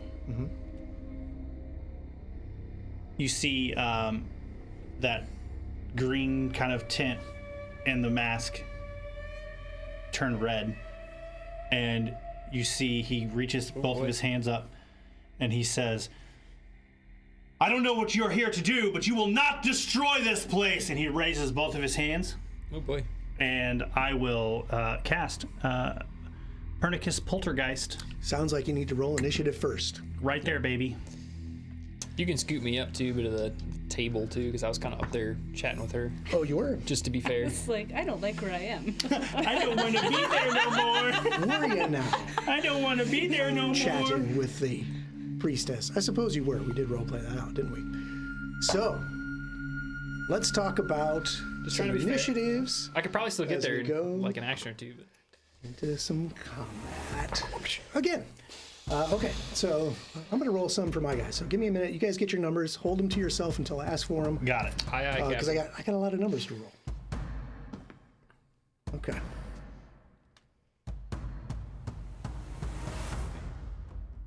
Yeah, so you're yelling at these people walking in hooded robes. Yep. I'm just having a conversation that with this was, lady and kind of turn over my shoulder. That was the symbol of Pharasma, correct? Indeed. The symbol of Pharasma. I still have your old initiatives on here. That won't do. That's illegal. Let me erase that. Intruder alert. Okay. Ophelia, what'd you get? I got a natural 20, which is a 32. A 32. Holy crap! Okay. Zoom. I want you to roll that again. I'm going to skull bomb that. How about no? Mert. No. Mert has a 27. Okay. Alara, 28. 28. You guys, Lysander. I have a 28. Okay, Alright. come on. 22. Okay, so I'm going to need Lysander and Alara to talk amongst yourselves and determine who amongst you will go first as I arrange these in order. Do I want to go first and get the hell out I of would there? like her to go first so she can get the hell out of Dodge. Yes, thank you. But they're not near the party yet. Yeah. Speaking of skull bones, did correct me if I'm wrong, did Laura not give us 500 She bits did. earlier for... She did. Oh, Yep. And We she have said whoever a- needed it. So we'll see. Yeah, All right, definitely. what's happening here? Laura gave us 500 bits earlier for a skull bone and said it goes to whoever needs it. Okay, I'll take it. Yeah, he said I need it right now. Yep, that'll be mine. I'm going to make you re-roll that initiative. Okay, so I have a table skull bone. Why don't you go ahead and take the skull bone that you absconded with earlier and just kind of sit it in the center of the table there, prevalent for everyone to see. That is your table skull bone should you need to take that. We might. Love Okay? it. And I do actually have to award somebody the 730 skull bone. And I'm not sure who I'm going to give it to. I think I'm going to give it to Lysander for his figuring out of the haunts, especially that the demi-lich skull that probably would have killed some of y'all. Okay. I was really hoping you guys would have taken it with you. Demi Lich skull, huh? Yeah. We're going to yeah. leave that right there in the office. I figured Thanks. you might. Okay. Jacob really wanted the dinosaur bone, regardless of Mert having absolutely no clue what that thing is. Interestingly enough, that femur probably would have taken all of you to carry out. Oh, I'm sure. Oh yeah. Fossilized Triceratops femur. Crazy. It has been nicely field prepped though, so it's significantly less heavy than a field jacket. But And it has like a relief of some kind of ceratopsian, like Yeah. right in the. That's awesome. a bas relief of a three-horned faced I love it. ceratopsian. Paleo nerds Nah, nerding out. Yeah, we can Sorry. vamp on it for forever if we wanted to. However, you did find another fossilized something in there. Right. So Yes. keep that in your back pocket as we start off this combat. But I think before we get into this, maybe we ought to take our break. No. Take it just a little bit early. Why do we want to get in the Yeah, combat and then take a break? okay. Yeah, All you're right, you're all right. Let's just all right. roll. Let's just take a quick break and then get right into the meat and potatoes of why we play this game, right? Combat. When we come back, Ophelia will be going first. I'm sure she'll be thinking about what she's going to do for a little bit. So I got it. okay, sounds good. Before we take off, I think I'm gonna phase out first. Yeah. Great. So you guys can hang out and talk to chat. As I fade out, though, I do want to point out, Laura, you did give us the bits, so thank you very much for that. Anybody else out there who is watching, you can throw 4,000 channel points to the channel and give any one of the players here a one-time +2 to any roll that they can cash in, or for 500 bits, you can also grant your favorite player. It doesn't even have to be your favorite. Be a player who's in bad shape a skull bone to help them get through the night, because whatever gets you through the night, it's all right. That's right. And I am going to step away on that note. Whew. And then I'll be back, and so don't go anywhere. These guys are going to hang out and talk to you guys for a bit about what's going on our table, Yep. upcoming games, what's going on in chat, et cetera, and we'll be right back to the action in just a few minutes. Well, should we talk about the giant table in the room? We certainly should. Hell yeah. Yeah. Sorry, I was reading a comment. Oh, you're totally fine. Hit us. What do we got? He said that you should take the demi-lich skull in a pouch of holding and sling it at somebody. Like Good a question. sling. But if it's in an extra dimensional space, does it weigh anything more than a regular spacious pouch? My thought would be no. But still, being able to projectile something that is large or huge would be pretty awesome. Especially if it has 3 prominent horns on the front of it. No, the The- demi-lich. The Oh, skull. the lich Oh, the skull. skull. Yeah, you could Well, definitely yeah. sling that at somebody. Man, That would be- I you're do that all really- the time. I'm just fixated on the dinosaur thing, dude. I'm such a nerd for it. Like, it's so cool. I actually, when we first started playing this, so I took telekinetic projectile, and my figure has a skull at the end of the staff that I have, and I told Patrick I was going to take it off and throw it at somebody. He says, "Does it come off?" I was like, "It does now." Yes. Is it in your Detachable inventory? skull staff. It is now. I have a removable skull. So you have a ready-made bludgeoning telekinetic projectile Yes. for whenever the need should arise. Yeah. Although I will say you've been hitting that, is that Void Warp that you've been doing? Phase Phase bolt. Bolt, thank you. Yeah, Phase Bolt is a great one because especially when you got all your melee combatants up in front, the way it ignores circumstance bonuses is pretty good. Yeah, with you guys up front, I'd rather not. You know, I take the chance of hitting you.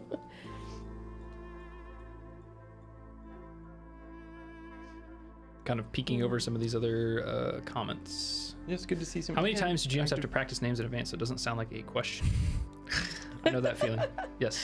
Especially in an AP set in a continent other than kind of like, you know, the like Varizia, where there, you know, are kind of the Germanic languages or something like that.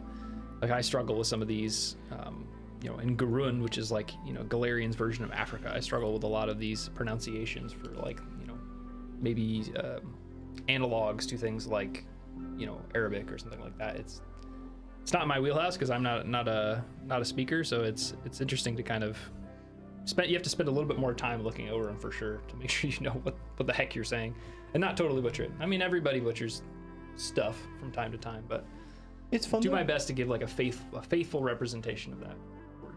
It's fun though because I feel like it's, you know, within the world of Galarian, there's still a lot of different flavor. You know, like we've played, like outside of this, we've played a variety of APs in a variety of different geographical areas, and even though it's all within Galarian and Pathfinder lore, but it's just cool to play the different flavors. Yeah, we've played This is the first one that I've played, and everything else is homebrew. So I've played in a few nations. That's an no interesting clue. thing to kind of think about. We've played in Taldor, you and I have. I've played in Varizia, The Mwangi Expanse. Mwangi Expanse, Osirian is where I've played in Osirian, and now we're playing in Geb. So yeah, it is cool to see all these different places that have kind of real world analogs that Paizo has taken their time to craft and kind of translate into their fantasy version, right? You've also played in the Mindspin Mountains Good point. Yes, thank you. for a brief time. And over various things. And I'm blanking on where's Strange Aeons. Ustalav. Ustalav, like Transylvania. Yep. It's good stuff. It's very gothic horror feeling. This one's a little bit more cosmic horror feel, a little Lovecraftian flavor to this one. To Strange Aeons, I should say. Yep. Not to Bloodlords. Bloodlords is its whole thing. Yeah, there's a lot of different there in it. I think it's done a good job of like balancing all that out, like getting to kind of show off that like there are analogs to all the other kind of cultures and things within undead culture, right? Like they've done a good job of showing that off. Like this, you know, being in Iled, like seeing a college campus and what that looks like in an undead nation is surprisingly similar. It's weird how like they still play hacky sack and stuff. That's right. Have coffee shops and Right. Yeah. That's what brings us all together, right? That's right. Coffee and hacky sack.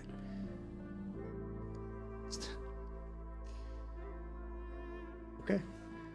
yeah, I've been very impressed with the table that has been put together by the team and all the support that's gone into building it, because I know that it's not something that you just slap together overnight, nor is it something that you just order on Amazon and shows up at your door. Right. Right. So- Yeah, this is a custom built situation, and I have so much room. I don't know what to do with it. Like I've got. Oh, it's amazing. Yeah. I mean, you own the ineputable right that you were the first person to run a game at the table. Whoa, Oh man, at that. that's right. we broke it in tonight. Yeah, Yeah, that's awesome. that's a nice way of saying it. Yep. Yeah. Break it. We're busting this Bronco Right. tonight. Christening the table. Oh man, and it is it's so comfortable, and I can see everything. I've got room for. I have way too many toys and things behind the screen. And sitting around facing each other definitely feels more, like not intimate is the word, but more like interactive. You know what I mean? Yeah, Like, yeah, where we're it's- kind of playing, like, I kind of, like the cameras are starting to like fade out in my periphery, right? Where Yep. we're kind of like, we're just playing a game with the cameras rolling as opposed to, that's what I'm looking at. Right, Camera. and that's always been the feel I think of Elite Encounters. Is it's just a bunch of friends that are hanging out in real time in real space at a table with maps, miniatures, dice, the old school way of playing these games. Right. And it's comfortable. And you're right, like bringing this around to where like we're around a table together as opposed to kind of our flying V configuration we had last time. I love it. Yeah. And, I'm getting used to it, but I'm already starting to love it. Good. I'm probably going to really love it by the time I've played at it a few times. And, providing I could challenge you with something here. Shout out to those on the cast that have a little bit of carpentry, a little bit of woodworking skills in their tool belt. Oh, yeah. So They definitely impressive. did a phenomenal job with it. Yeah. So It you know was, who you are. Yeah, it was definitely an undertaking, but man, I'm a huge fan of when projects get to the end and you can see things come to fruition. And though we have a few more steps for the actual table to be like check mark completely done, We're playing on it. dude, I'm ecstatic that we're at this point where it's here, it's in place, and we're rocking and rolling. It's great. Dude, looking up from the screen and seeing the players looking right back at me like they would at home. Mm-hmm. Like just It's got to feel different for you, for sure. brings this, it makes it feel, like you said, more intimate, right? Yeah. And I think that's the right word for it. Like we've come to be close friends here at the table, and I know you guys have been, a lot of you have been friends for outside of Elite Encounters for years and years. Decades. But this just feels like we're going to a buddy's house, Yeah. going down into the basement, right? It's Playing- got to be in the basement. Yeah, playing D&D with your Mountain Dew, Playing right? D&D with your Mountain Dew, your big bag of Funyuns. chips, Funyuns. So, man. You got your bugles, and you're sticking them on the ends of your fingers to play claws with, right? Or is that's just me? The final steps. Oh, so the final few steps for the table. The plan is we're going to paint the tabletop black. So we currently have some table covers on it to protect the top. We're going to paint it black, and we're going to put a double set of, or I guess the set of the Elite Encounter double E's there in the middle. So like right below where that battle canvas is going to shoot. It's going to be awesome. And then everything will have a 4 or 5 coats of acrylic paint across the top to kind of it all in seal again. everything in Yeah. and protect everything, so we don't inevitably drop chocolate milk or something else all over it. As the cast knows, I am inevitably very bad at pouring my drink from wherever we stop on the way into my cup every week. So It'll be okay, because for the next few weeks we're all going to be high as hell off the fumes from the acrylic. that's right. Bingo, bango. Tune into the week we're all after going we to do spill that. drinks all over Yeah, the table. I won't even be able to get up the stairs. Oh man. Sit down in this, Good just thing you just have a wafting. beanbag. That's right. If it's anything like the final coat of protectorant I put on my miniatures to keep them from chipping. That stuff's no joke. Yeah. Yep. Might need some fans. Yeah, I get in and trouble. I do it in the stuff. garage, and I should probably do it outside. But like, if I leave that door open into the laundry room, man, the whole Yeah, house it comes just- right in. Oh yeah. Yeah. We'll do it on a Wednesday. Yeah, so the plan is we'll do it on Wednesday after Soul Severed. We'll tear all the stuff down, move all the cameras away, and then we'll start painting Sure. and doing that. And then Kayla will print the E's on her Cricut, and we'll paint the square that the E's are going to sit on, paint everything else black on the top, peel the E graphic off, Nice. revealing the what would that be, the accent color underneath, and then acrylic everything That's on gonna be top awesome. of that. I can't wait. Cool. Yeah. Yeah. I hope you guys have lots of ventilation down here. So I don't think you do. I think I you would do. hope that you get I want you to be safe while Yes, you're true. continuing this True, endeavor. true. So we'll do it on Wednesday, and it'll be ready for Monday, hopefully. Yeah, Yeah. just keep some fans going. You'll be fine. I got a big old window over there. I can pull the air out. It'll work its way out. Yeah. Yeah. Fans. Gotta open up the curtains. If not, I'll just bring a gas mask. It'll be fine. We'll all just Yeah, be. we'll all just sit around the table. I'd like to roll initiative, please. Or Yep. Yeah, it'll make for great Twitch. Yeah. The audio content will be awesome. On point. Mike Speaking could of actually Twitch. wear a Yeah, Plague Doctor mask, right? like Dr. mask. Oh yeah, you could just roleplay. Speaking of Twitch, if you're out there just joining the channel, be sure to hit that follow button so you can get notifications of when we go live again. If you're on YouTube right now, be sure to hit subscribe. Both of those things are free, and they just keep you notified on when we go live here at Elite Encounters with role-playing game content. We're here every Monday and Tuesday. Also, be sure to check out the website elite-encounters.com and our Patreon if you want to continue to support us financially to bring more improvements to the studio, more projects, more content. We certainly appreciate all that financial help. And these guys appreciate your financial help as you've given them some channel points Definitely. and bits Yeah. to keep them alive because shit's about to go down. Yeah, for sure. One thing I want to call out super fast too is earlier you mentioned like if you don't like it, etc. I want to call out that like the Discord is a great place to talk about that too. If you do or don't like anything we're doing on the show, jump in there, tell us about it, and we'd love to have a conversation with you because that's a great place to take this community. So if you're new to the show and you're new watching, come jump in the Discord with us and you can talk with the cast and we'll have a conversation about. We'd love to hear what games you're playing, whether that's Pathfinder 2e or a different system that you're enjoying. And we'd love to share a little bit more about how this system works and why we're loving it and digging it and trying not to die in whatever's about to happen. I would really more like it if you tell us what you like about the show, not as much what you don't like about the show. I'll take all feedback. Patrick just won't look at it. I'm just kidding. I have a very fragile ego. It really doesn't matter. But you could find that fragile ego on Wednesday on Barnabas Brushes. You can, but we'll talk about it at the end of the show because right now, I'm about to kill you. Just because he just doesn't want to talk about it because we always give him such nice compliments. I know. I really don't. Okay, so we've rolled for initiative. Yep. We've already figured that out. And we already know that Ophelia is going first. Sadly. Sadly. Ready to roll. Ophelia, what you got? Take it away. Round 1. Fight.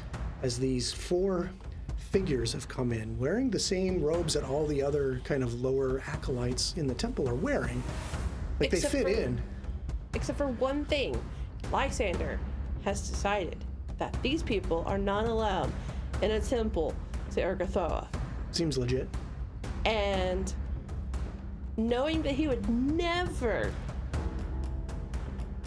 turn away followers of Lysander? Lysander, yes, followers of Lysander. Freudian slip. That's concerning. Maybe Ophelia is your first worshiper, and you didn't know it.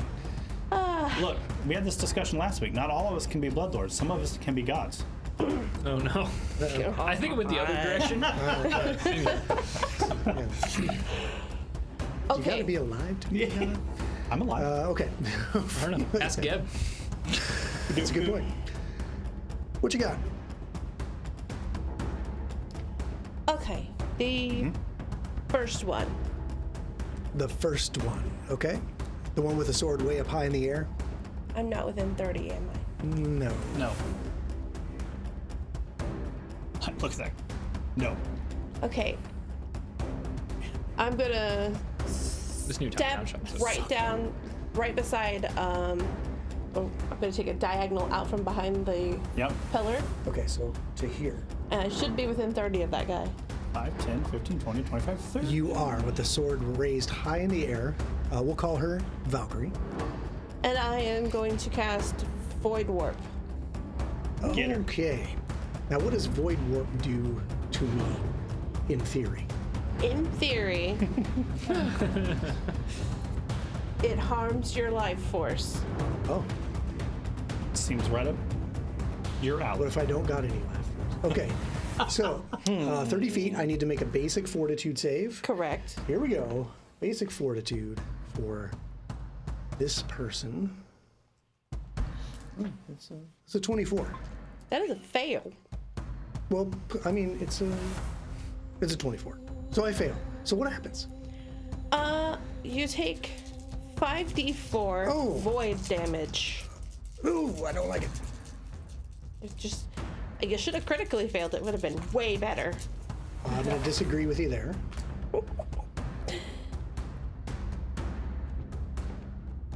11 void damage. Okay. That's mean. Okay, got it. I don't know. Does sneak attack count on that? No. Hey, I did come up from behind a pillar. Surprise, boom! Surprise, Spell. bitch! No, it doesn't. It's not how that works. It's not even a targeted attack. It's a spell. It targets one living creature. Yes. Creature. Yeah. It's not a spell It's not. attack spell, so yeah. It's not. You don't get sneak attack with that. Nice try. One of these Worth a days, shot. you'll figure sneak attack out. No, I'm just gonna use it. To So that's 2 surprise actions you. to cast that? Yep. And Okay. step. So that's Mert. Okay. We want Yeah. it to be all the way at the other end of the table. Yeah, and I am quite a ways. 10, 20, 40, 50. I'm like, About 55 from the closest enemy, it looks like. So I will do a sudden charge Okay. to get my butt in there. So that's stride twice and strike. Okay. And seeing that she shot that one on the left, I'll go straight to that one. And then I will take my swing. Boom! Okay. I love sudden charge. Oh, It's so good. This is a bad roll. 24? That is a bad roll, but you still hit. No way! Okay. Still hit. All right, say goodnight. Here we go. Stop telling me what to do. You know my ring dad. 25 points of damage. Good night. 25 points of damage. Yep. Okay. And I'm gonna swing again. Very poor roll. So I miss. Unless you think 14 hits. I don't, Okay. in fact, think that hits. Just check. So did we decide between Alara and Lysander who's going first? I'm going first. Yeah. Ooh, okay. I'm Well, deciding. that's handy because it's you're next on my All board. right. I'm getting. It's weird how getting out of there is going to take me deeper into the temple, but that is okay. Or is it? You can just back up I could and just cast leave. something. She can just go out the door. I just leave. Deuces! Have fun. Vanish into the crowd. Pardon me. Yeah, I'm gonna go. Let's see. I want to be. I can see the map so much better now. Thank Right? you, table. Isn't it awesome? Now's Yeah. the Oh, time love to do your Sound radius burst. thingy. Oh yeah. Yeah. If I can get. Oh yeah. Wait. Yeah. Yeah. The 10-foot burst. Yeah. What's Oh, noise blast? Yeah. Noise blast. You That's what can it's called. point it. You can put it right on the corner. So this person back here in the back with like the wolf-shaped shield and Yeah. the sword kind of right-handed sticking up. If you put it on that corner right behind them, you'll get all 4 of those people And not and nobody burnt. else. Oh, it's the moment I always dream of. The moment she's been waiting for the entire campaign. All right. So excited she doesn't even move away. And then they all. Okay, let's do that. And they all need a fortitude save. A fortitude save. Okay. You have that cool 10-foot burst ring right there. You could just.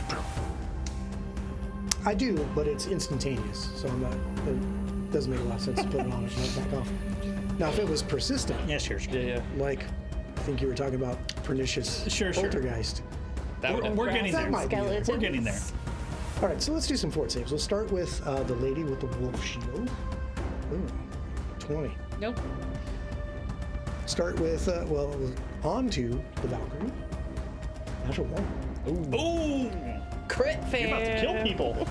Especially the one that's been hit already. The one with the red shield. We've done almost 40 damage, I think it is. Right? 23. Fail. 7. Let's get a different dice here. Just not that one, right? This is exciting. Yeah. First I'll casualty have to to the- retrieve a die later. First casualty to the table. Is a die. Actually, it's one of my magnets off my board, but we'll Oh, get there no. later. Come on, save. Come on. 25. Success. Okay, so I got 1 success on the lady in yellow. Okay. Oh, sorry. So I did get a critical fail on the This is bad, dude. wolf lady. And a fail. And a D10s? fail. Oh my goodness. Oh, dude, Just 2, but yeah. still. Just Just 2. 2. Times 4 people. And Yeah. the one gets double. Let's see. 12. Ooh, that's good. 12. Okay. Okay. It's like 12, 80 damage 12, across all of them. 24, All right, and so this 6. one will take 12. So this one will take 24. So Oh, that's hey, I'll take it. That's so good. 12 there. Ooh, this is a lot of crappy math in your favor. Love it. I don't. Okay. Okay. Listen, I just wanted her to use her 10-foot burst Yeah. thing. Finally! Because That's where too- she Merc can gets in find there. to use Yeah. it. That's 2 actions, yeah. All right. Now I want to use all my reactions. Which to is one? Get that way. Get that way. What is your speed? 25 still? Yeah. No, wait. Isn't it? Actually, I think it's more. 30. All right, we'll put you over there She's to getting get that way. that way. Yeah. Yeah. Say level 7. I can get that way more now. I love it. Good. Right. I gotta stop giving you guys levels. Now I'm gonna start taking them away. I don't think this is a system you could do like a level 1 challenge. I don't think That's that not, works. that's not really very fun, is it? Okay, so that's Alara. That brings us to Lysander, who I know has this pernicious poltergeist in his pocket, and I hate it. Yeah. But what you got? Casting Pernicious Poltergeist. Okay, and that's a range of 30 feet? A range of 60 feet. Oh, poopy. Okay, so you got it, and it's a 10-foot burst. 10-foot. Is it a 10-foot radius? 10. It says area 10-foot burst. Okay. Okay, so you have to pick an intersection. So again, you probably the same middle thing square Alara and did. Yeah, right? so it's an intersection. Right. So the intersection of all four of them standing there. Sure. What I'm saying is, you're gonna like. Yeah, we'll come back this way because I got 60 feet. So right there. Boom. Okay, so that's 10 feet of them, 10 feet behind them, Great. and all around them. Yep. Right in front of Mert, what Yep. happens? So I'm using Deathly Assault. Okay. So Lysander raises his hands from the ground like he did before, and this red energy, just this whole like 10-foot burst area, the whole area just kind of turns red, and these red hands come up out of the ground, but instead of just like grabbing at their legs like they were before to like frighten them, these things come up out of the ground and they're swiping at them from underneath, and you see this poltergeist energy like moving through their body, and then you see like kind of the residual energy being pulled from them as the arms and stuff are kind of slicing through them. Okay, so as you cast this, you focus on one creature in the area. Yep. And they need to make a fortitude save. Correct. Here we go with the fortitude saves. Let's go. And that's not bad. This is going to be a 29. That'll save. Okay, so I'll take half damage. Yep. What you got? 4d10, right? 4d10. Oh my goodness. 4d10 damage from these things. Which one were you picking? The same one that was hit. Okay. They've all been hit, but okay. The one that The we one were that's focusing. in really bad shape, yeah. I'm assuming that's the one that had the.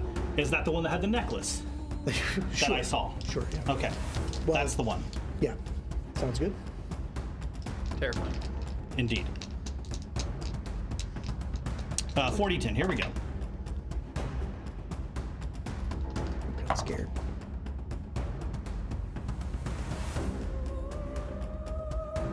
$28 points of damage. Whoa. a good Okay, roll. so I will take half of that because of the save.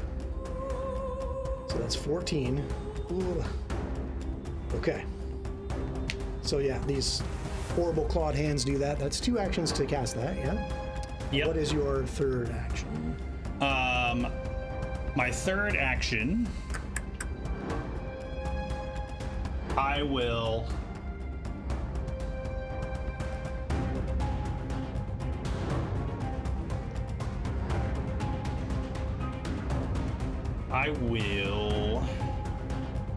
Cast.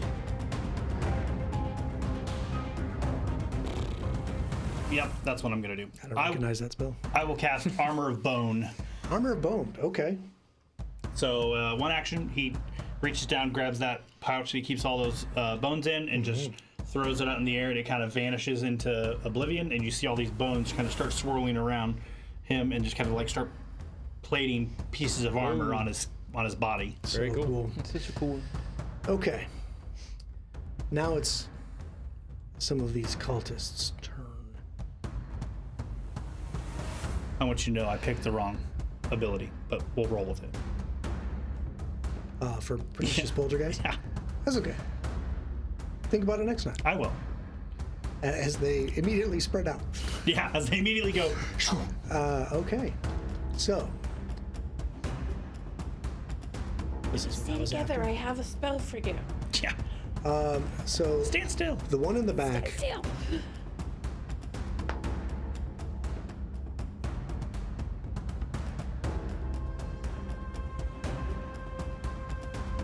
Speed.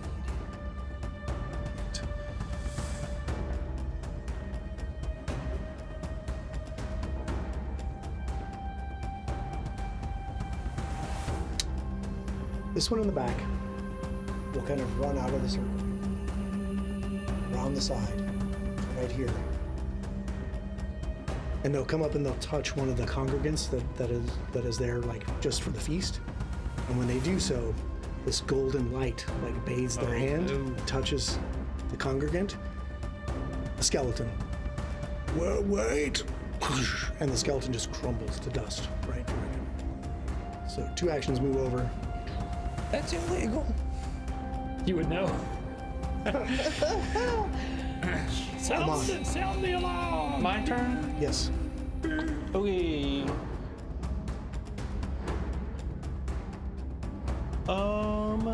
Okay, so with my 20-foot movement speed, I will move. So basically, I'm going to move and then defensive advance in between Ophelia and the individual who just destroyed that skeleton. Okay, so you have 20 feet of move. Yes. So.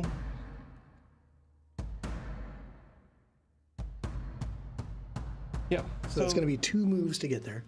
Well, one of those is going to be defensive advance. Okay, right? so that's Which is two moves, and then when you get to the end of it, you can swing. Yes. So I raise my shield and I move up, and then I'm assuming I would have seen him just destroy that Her, and yes. her. Okay. These are all women that you can tell so far. Okay. Oh. And it that's gonna like click immediately in my mind, and I just kind of, squint, and I have this like resolve. And I am going to take a swing. 28. 28, you say, is a hit.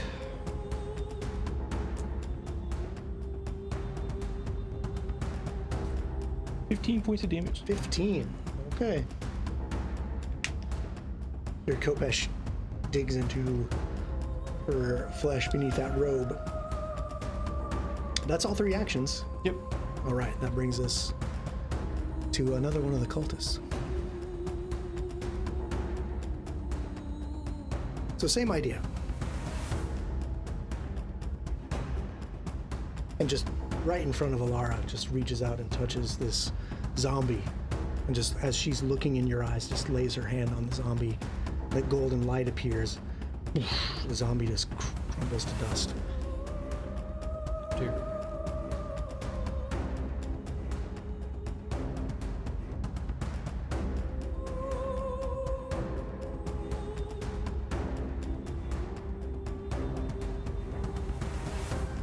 I'll reactive strike. Okay. 31. Yeah, that's a critical hit. Yeah. Yeah. You might want to hold off on whatever you're gonna do next. Yeah. Oh. I'm talking shit. Near max. Oh. He says delete. 66. Oh. Oh. Okay. Did you carry the one? I did, in fact. Okay, you can dispatch your phone. Okay. He carries Show off. 3 of them ones. Nobody likes to show off. Yeah, I think I do. basically when she runs by, I just like leverage my sword, just like run it, and she just runs right into it. Yeah, and she just collapses. Yeah. Yep. Okay, I'll remove this token from the board. She was pretty much toast anyway. Okay.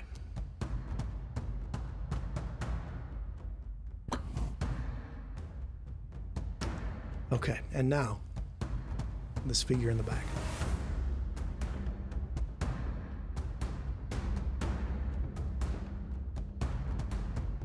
Spend your actions and run. Nope.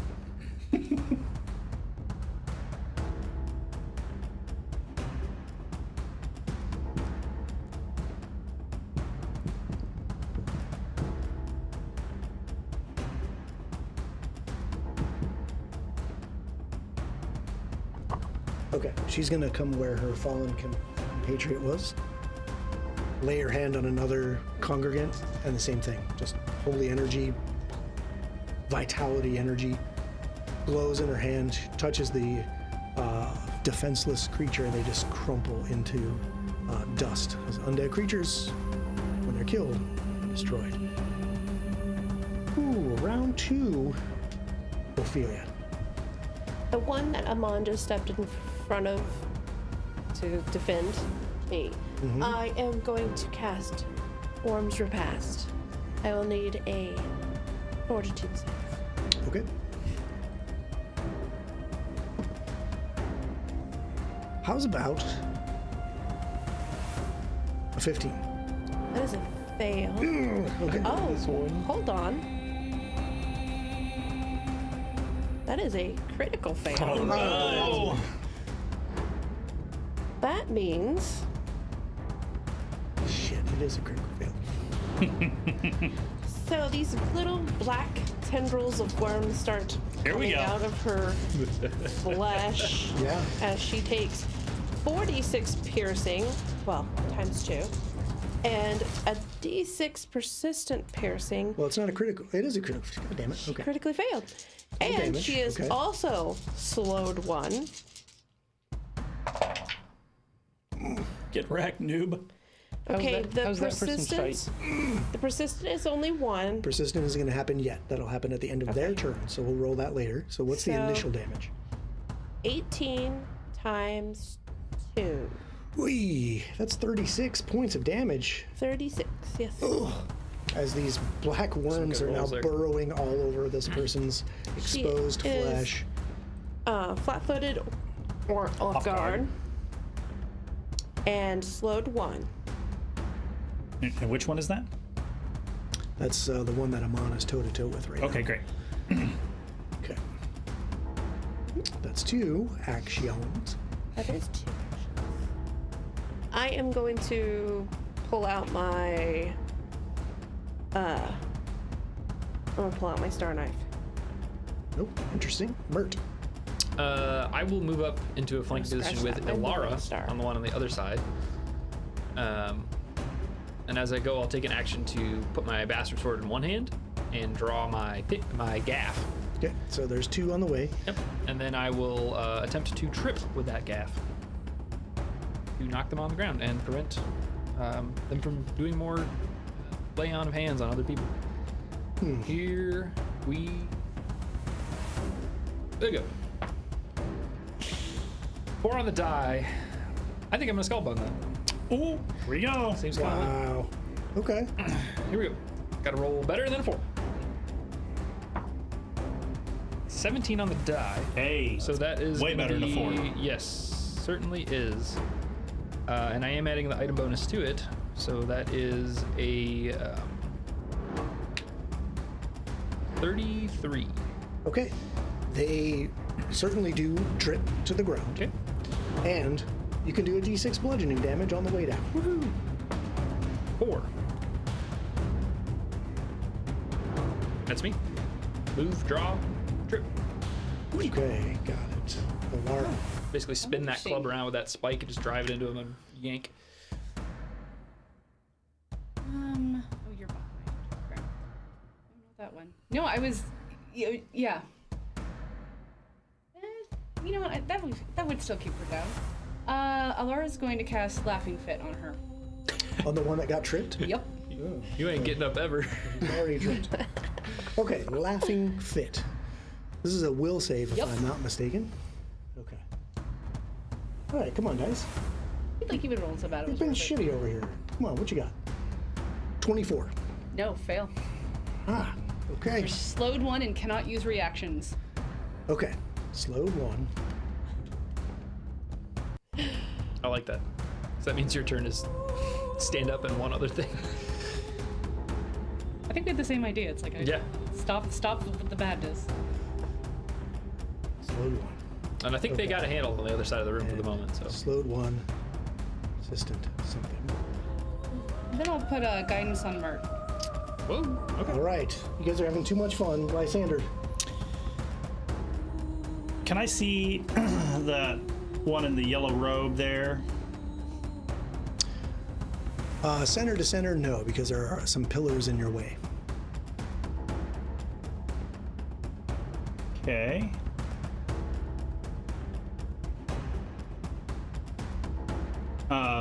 I will let the poltergeist go, so you can pull that off there. Okay, so you're not sustaining? No. Okay.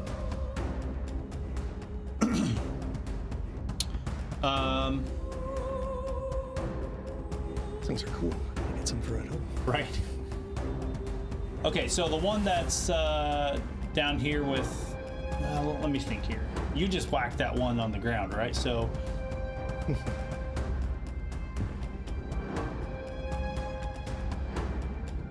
the one that's on Amon.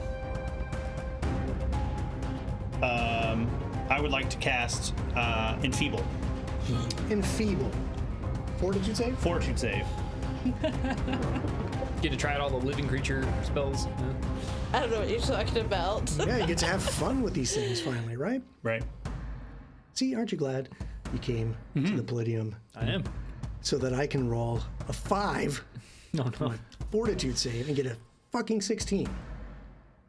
That's terrible for you. Yeah, So, critical Is that a failure. crit? yeah, so target is Enfeebled 3 for 1 minute. Oh, For a my minute. goodness. Oh, That's ouchie. the. So you see the that figure there just kind of stumble forward a little bit. They all have daggers in their hand. They're not using their daggers yet. They haven't had a chance to. But yeah, they're all wearing daggers, and they all have this holy symbol of this spiral on their throats. Okay, Lysander. Yes, they sure you do. have an action left, yeah? I do have one action left. Did you guys see the picture of the... I did not. Oh, those are cool. Not that I, want to see them on a daily basis, but okay. That's great. who you are currently murdering. One action, focus spell, Siphon Soul, Okay? Sorry, you stepped into the wrong temple. I guess so. Fortitude save. The flyer said it was just a feast, not like a bunch of assholes. Well, surprise. What are you doing? Siphon Soul Like, we were just delivering on the same one. On the same one. Oh, Yeah, the caterers. Fortitude save, Fortitude save. Again? -3. Okay. 16. So you're gonna take double this damage, and you're drained 2. Okay. Oh my goodness. Let's see. Feeble and swing. That's terrible. You see that? No. Oh. 44. Yeah. You take 4 damage. Okay. Double is 8, Double. Oh no. and you're drained 2. Minimum. Yeah. You Well, the may drain, too. still go ahead and dispatch your foe. Okay, so Lysander will he reaches his hand out. You see him kind of like just sap all that energy out of the cultist, and then kind of like while that hand is kind of siphoning all the strength out of him, you see him kind of just reach out and grab whatever energy is coming out of that person's body, and he just yanks, and you just watch his soul just like disincorporate from his body, and it just goes and then the body falls to the ground, and then the soul just goes. Okay. So as she starts collapsing to the ground, she tumbles and falls forward, and kind of is stumbling to her knees and looks up. Amon? And collapses dead. Is that it for Lysander? Yeah, that's me. Oh, that I was thought it was the yellow. her. No, I couldn't see that one. That's okay. the one I wanted, but I couldn't see that one. Okay. Since that person just collapsed in front of you dead, it's now your turn. Want to think about what you've done? Huh. Anyway, go back to murdering. I'm gonna kick that body and go. That's right. Excuse me, just step over here. Just like stomp right on the skull. Yep, that's me. I wonder what your brain looks like. I'm trying to think. Yeah. That would have just like shooken him. Oh yeah. Sure. Thought you were reconditioned. That shouldn't phase you. So that He's about to get reconditioned. Yeah, to tell Holdoli You about want to his take the? glitch. Do you want to take the confused condition? that kind of breaks me out of that like resolve, and Yeah. it kind of shakes me out of it, and then I break back into that almost like that conditioning you're talking about, and I'm going to defensive advance around the pillar. Okay. The remaining one. Okay. There are still 2 left, but you're talking about the yellow, the one in yellow over here, or the one over here? Oh on yeah, the yeah, floor? the one in yellow. And I'm gonna take a swing. 18 to hit. Which is just rolling around the ground, laughing uncontrollably, by the way. 18 to hit. Yes. No. Okay. I'm gonna swing again. Okay. 27 to hit. 27, is that after map? Yes. That's it.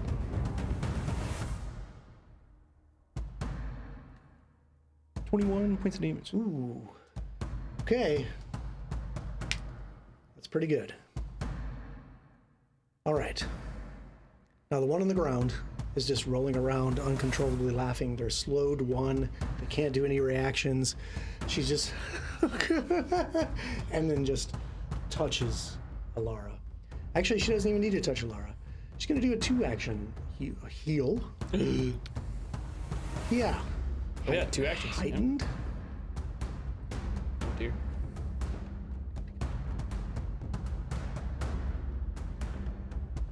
Okay.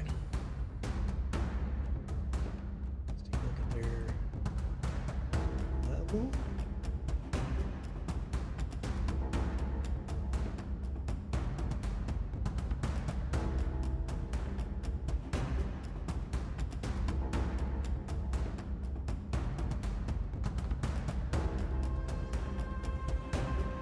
Okay, so this should be 2d8 plus a bonus, right? Mm-hmm. It's yep, 1d8, extra 2 action, 8, and it's heightened. Should be 16, right? Yeah. Yeah, because it'll be heightened. Just gotta take a look at their level. Well, what level is she using? It is a 3rd level. 3rd? Yeah, So my 3rd level harm 38 is 24. 3d8 and 24. 3d8 and 24. Oh, dear. Coming your way. You will get a save to take half, I think. Should. Like a will save or something. 38 points of damage. Okay. What am I rolling? A will save. Yep. 28. No, this is a 2-action on her. 2 action on her touching. Oh, gotcha. No, just from range. Just Yeah, I only have 2 actions. Probably not. Alright. 16. 16 is in fact a fail. So, what did I say? 38. 38 points of Can I give her vitality mine? Is damage. that- No, you cannot. That is not, Jacob, you know that's not how we play this game. I know. We'll talk about it after the show. Oh, sorry.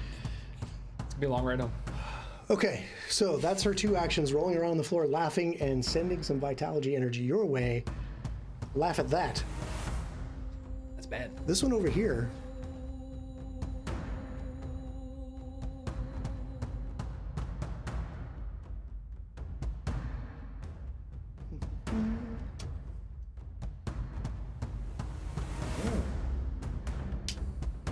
This is just a 20.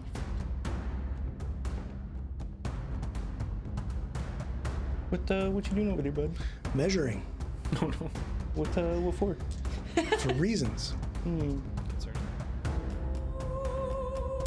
Hot damn. I don't know how much I like this being able to look directly I don't- at him now. Yeah, no. Okay. Not really. I think it's great. Because I think you He's know on what this he's heel gonna do. kick, I think. It really Yeah. depends on the situation. It's true. Okay, sorry. I'm a little excited. Okay, so this is going to be a 3-action Here we go. through the whole room. It's a 30-foot from them, 30-foot emanation. So it'll go out 30 feet, which is going to be all the way over to Mert, and then in just this ring all the way around. So it's going to catch, Everybody with Remy. yeah, all the way around, including a number of congregants and priests. Okay, now with a 3-action, let's see here. What level? It's 3rd. Would be 1d8. No, sorry. Would be 3d8 and a 30-foot emanation. Okay. So will saves all around. Let me get some damage going first. Okay. Oh, natural 20! Okay. That's pretty good. Your god is weak. Take nothing. Hey. Bam! Natural 20 Two twins? natties. Love it. Damn it. I mean, great for you. Dirty 20. Okay. I just had 17. Okay. What? That's a fail. 23. 23. All right. Let me just double check their spells real quick.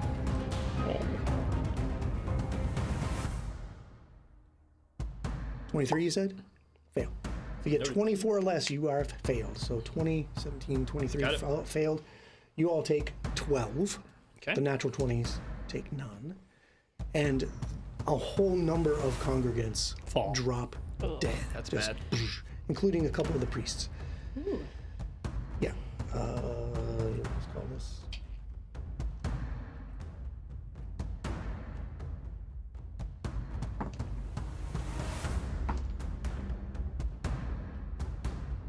Okay.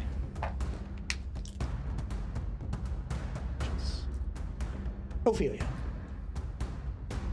The one that had persistent damage is dead, so Yeah. we don't have to worry about that. So you may carry on. I'm gonna move. Maybe the worms are still feeding on her corpse. Probably. I'm gonna move around the pillar and it be in line where I can see the lady in yellow. Okay. Okay, so you can either come here or you're staying around the pillar here. Yeah. Here, okay. Sounds good. And I'm gonna cast Void Warp. Okay. That is a basic fortitude. Back talk from Patrick. Love it. Oh. How's about a 29? That succeeds. I got one. Yay! See, sometimes I have to get my butt kicked to make it fun, right? To balance out when you guys get your butt kicked. Yeah. Still 5. 5 damage to the one in yellow. Okay. Ouch. Yeah. All right. So that's move and 2-action spell. Mert. I'm gonna swing on the one that's laying on the ground in front of me. She's just laughing. bastard. Like, what's the problem? Sayonara. There is no problem. That's clearly it. Okay, so she's off guard. Okay, great. She's off guard, and she's hit with a 35. That's great. Okay. I'm not holding the bastard sword two-handed, so, you know. Yeah, Put her in the dirt, Mert. I'll live forever. Yeah. 48 points of Okay. damage. Wow. Yee. Okay, still alive, 'Kay. but with this grievous wound. Yep. What you got? I will step diagonally towards Alara. And then I will battle medicine her. And I'll assurance expert DC.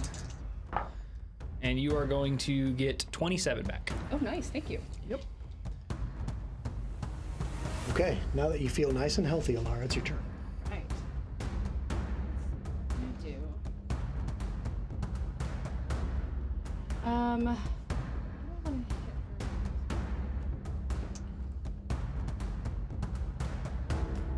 hit not the best.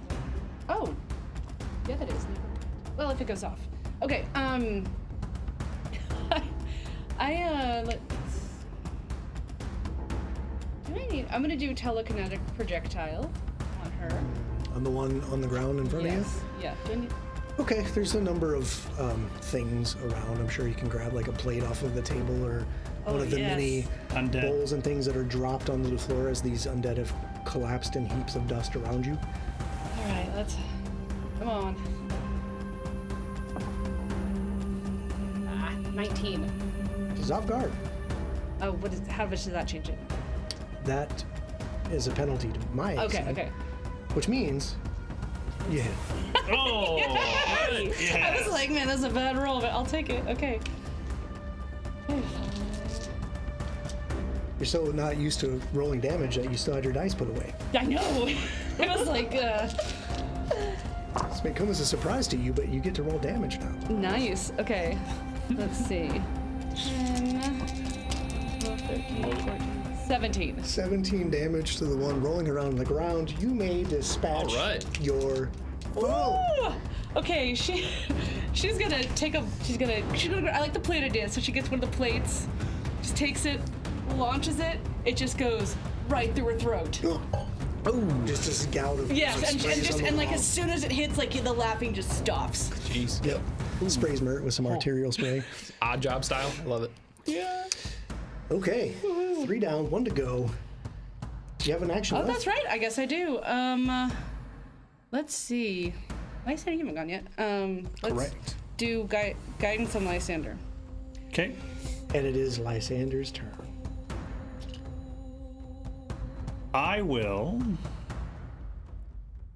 5, 10, 15, 20. I'll move down so I can see this lady in yellow, not to be confused with the lady in red. Yep. Now let's see. What do we got here? That's quite a bit. I will...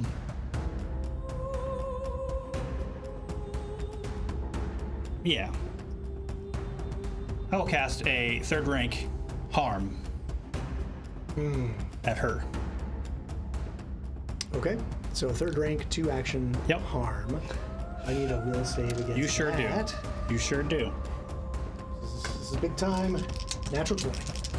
Oh. Finally, natural 20. You're gonna make me re-roll my save? Yeah. Oh,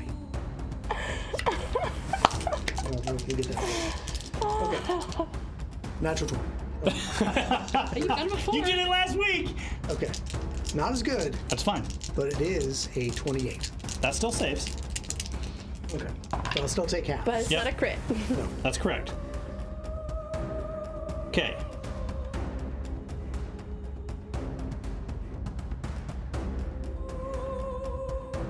That's 44. Half to be 22. Oh my. And I reach up and I grab and I just like, based on what happened with Alara and in the room, like the amount of damage that she took, I just be like, your god is weak! And I just like cast harm and just start to pull her body apart, and this necromantic energy just starts pulling at her body. Yeah. Brutal. Come on. How's she looking? Like visually. On a scale from 1 to 75. Kind of mad that she came today. She should have called in sick. She wasn't even supposed to be here today. Yeah. It was her day off. Yeah. And here she is wasting her spells. She doesn't look good. She doesn't look hale and hearty. I'm gonna take a swing on her. Okay. Glad you asked. Nat 20. Shit. And here I was going to say you should make that chick petrified. Natural 20, and you that could means- interrogate her. What is that total to, good sir? 36. Okay. We can test it. I know. Sounds like it's a crit. Okay. If she survives. She won't. All right. This is your Kopesh. Yes. Okay. First So time. this is a slashing weapon. Yes. First time critting with the Kopesh. I think so. Yeah. Plain and simple. Triple damage. Oh. Okay. Boy. Oh boy, oh boy, oh boy. Plain and simple. I love it. So roll your damage and times it by 3. Oh man. I told her her god was weak. And as you 63. okay. What? 63. You may go ahead and dispatch your foe. As you're leveling that sword toward her, she stares you in the eyes. Tahir, abomination. And what do you do?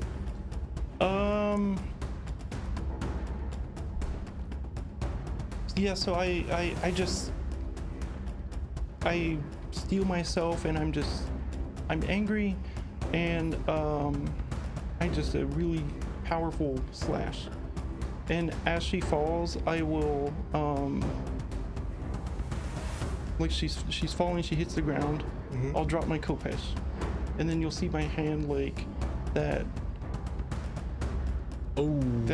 greenish glow, but it'll have some like red wisps swirling in it. Uh-oh. And I'll just touch her with it. Oh. With touch of undeath. And that does what? Just void damage. Okay. 46 void damage. Twisting the dagger, so to speak. All right. Yeah, so yeah, it just basically burns a hole right through her back as she's Yeah. going down. Yeah, so yeah, it's just like it's glowing, it's green with red wisps in it, and I'm just angry, and I press that into her as like a tear like falls Yeah. down. And as your hand presses into her flesh, it's almost like instantly rotting around your fingertips as you just press in. And you feel through your anger, you can feel your hand start to touch the stone floor beneath her. And we'll Drop out of combat. Man. You guys kicked ass. Yeah, we did. What the heck? I was waiting for like 4 more to start walking through the doors, honestly, the way that was going. It's because Just at that moment. they're outside going like this. Yeah, you don't want this smoke. Yeah. Funny enough, I believe that we're mostly made to kill living creatures. Yeah, we're geared up for it for sure. I certainly did it. I walk over to the first one that fell and I rip the necklace Ooh. off her neck I and I scatter it like up toward the front on the Yep. ground. Just ting ting ping ting ping ping. Yeah. And it just skids to a halt at the floor, where the priestess is like hiding behind the table with some congregants that she's like gathered behind the table to her. I'll stand up and like I'll pick up my khopesh and I'm almost like dragging it behind me and just and then I'll go to like there's like a bench, right? Oh sure. And I just kind of sink down on the bench, almost like someone after they've had a really like long day at work. And I just slump down on the bench after that. Yeah. Anybody else? What you do? Oh, praise be to the Pallid Princess! How fortuitous you are here. There's so much food to go I around walk up now. to the table and I grab whatever I was going to grab before, Yes, please, and I please. walk over and I hand it to Amon. Whoa. Please, everyone, please come. Bartholomew will have to think about cleaning up this mess soon. If there was some kind of brain or something up there, I will grab that because I know that's what he eats. But Oh, sure. Yeah. I'll just One take of those artisanal scones or whatever. I'll take it and I'll just Like some rosemary on the top. kind of look at him. stand in your victory. And I'll think for a second, and I'll look at the corpse, you know, and then I'll just start eating it. Yeah, I kind of look up to Alara as I, quickly stash my gaff in my belt and then just drawing my bastard sword across my arm to wipe the blood off of it. Just well done. We handled that well, didn't we? But in like a very like almost cold tone, like. Yeah, I start searching them. Yep, I'm looking for those necklaces and I'm ripping them all off and scattering them up to the front. Okay, yeah, they each bear this holy symbol of Pharasma, this religious symbol of Pharasma, the spiral, which, as you know, is anathema to Urgathoa and this nation of Geb. And all of them bear these daggers that there's this it's kind of the spiral motif on the pommel of the dagger. Yeah, that's what you find. I'm looking for. There's no like letters of plan or go here and do this. Interesting. Okay, let's take a look. Like we found the three-headed. We've found items that who are they from? Besides that, the fact that they're Pharazan. Like, why are they here? Why this temple? But they're clearly all quick, right? Or were quick. Some of them weren't so quick at all. No. So yeah, you don't see any communiques or anything like that, any documents on them. It appears that they're just Pharasmans that have come here to send a message. Terrorists, really, in your eyes. Alara is just kind of like quietly surveying, like how bad does like the damage look around us? Because we know a number of people went down, and I'm assuming there's people that are pretty hurt. So there are a number of people that are in fact destroyed. It looks like about 8 or 9 congregants have just been completely wiped out. One of the priests is dead. A couple of the other priests are injured, and they're kind of gathering up the congregants that survived and taking them to Vilnithna. Like they're taking care of any healing or anything that would keep these guys okay, and telling them, we're so sorry this happened. Today of all days, and trying to comfort them as best as it's a typical priest taking care of their flock. What is today?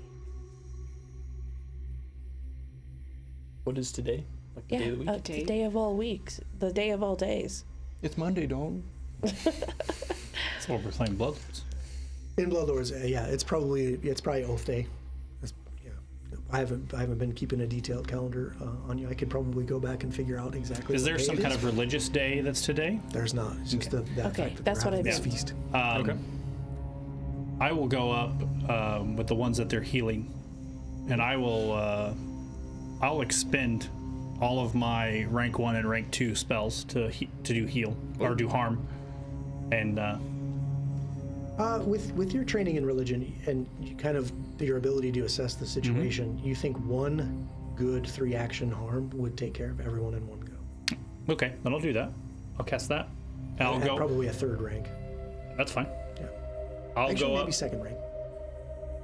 What do you want, bro? Actually, 1st rank. A 2nd rank, 3-action. How good is his Okay. knowledge in religion that he Yeah, can just... sounds pretty unwavering at this point. So I'll Mine's go. not- mine's not like that visor comes down, he's like Yeah. calculating. Yeah, let me see. I'll go up. The priests are like starting to like do whatever they're, and I just go up and just, I kind of pull that glove off, and I just stick my hand straight up in the air, and it glows that green symbol on my hand, and then I go, and I just do harm, and kind of it radiates out from me, and then he puts that glove back on. I'm gonna make sure I'm in that burst. No Seems offense. reasonable. Rank 2, you say? Yeah, I think you would assess that Yeah. a 2 would handle it. Yeah. I don't want you to burn a 3rd rank Sure. spell if you don't have to. 11. Okay. That pretty much takes care of all of the survivors. Vilnithna is ecstatic almost. Like she's I don't know, almost almost kowtowing to you a little bit. It's so fortuitous again that you and your companions have arrived here. Please partake of the feast as much as you want. Eat till your fill, and then more. We have business, and I look kind of at Mert, and I think we need all of the information that you can muster on this grave ash. Yes. Is there anyone else that could procure this shadow ash for her that you know of? Like you said, you weren't able to produce the quantities that she was interested in. Who else in town could potentially do that? Unfortunately, I don't know the answer to this question. I know that she came to me and asked for this exorbitant amount of shadow ash, to which we replied, of course, we cannot create this for you. We have not the means. And she asked us to please be sure to make sure that, to be sure to make sure. She was very repetitive, this bitch. God. She said to try and keep it quiet, not to alert the Export Guild to our activities. Well, aware of all of her knack for circumventing the Export Guild and their tariffs. I must confess, I can speak true now that I know your true intentions here. I cannot make shadow ash. I don't have the means to do so. No one here does. I don't even know who could possibly do it in the city, especially to the degree that she wanted. Did not mean to mislead you. I just wanted to see if I can somehow earn money for the temple. You see, we've had such low attendance lately. I've been putting out flyers. You must have seen them. the coffee shops. But I cannot make it, and I know not who can. Well, perhaps maybe the Urgathoan Church will provide additional resources to you, considering there are attacks taking place. Maybe they'll compensate you some to protect you. It's quick like these that really threaten the lives of all Quick and Geb that would act in terror to destroy undead. They are filth. I would commend you. Thank you. I've not much to offer, sadly. Just this feast laid out before us. I don't have much in the way of money, but if I could have your names, I would make sure that you're recognized in the next bulletin. I'm Mert Nellis. Nellis, thank you. Thank you for the information you could provide. You're quite adept with your blade. Is there anything else you can tell us about this now? Is there anything else that that you know about her? I know that she isn't always in the best rapport with everyone here in Yuled. Just know that she is an academic. She's well respected at the Twilight Castrum. She was very secretive about wanting this Shadow Ash. Also seemed very frustrated when I replied to her and told her I could not give her the quantity she asked. Well, it seems misguided that she would even come to ask you for this quantity.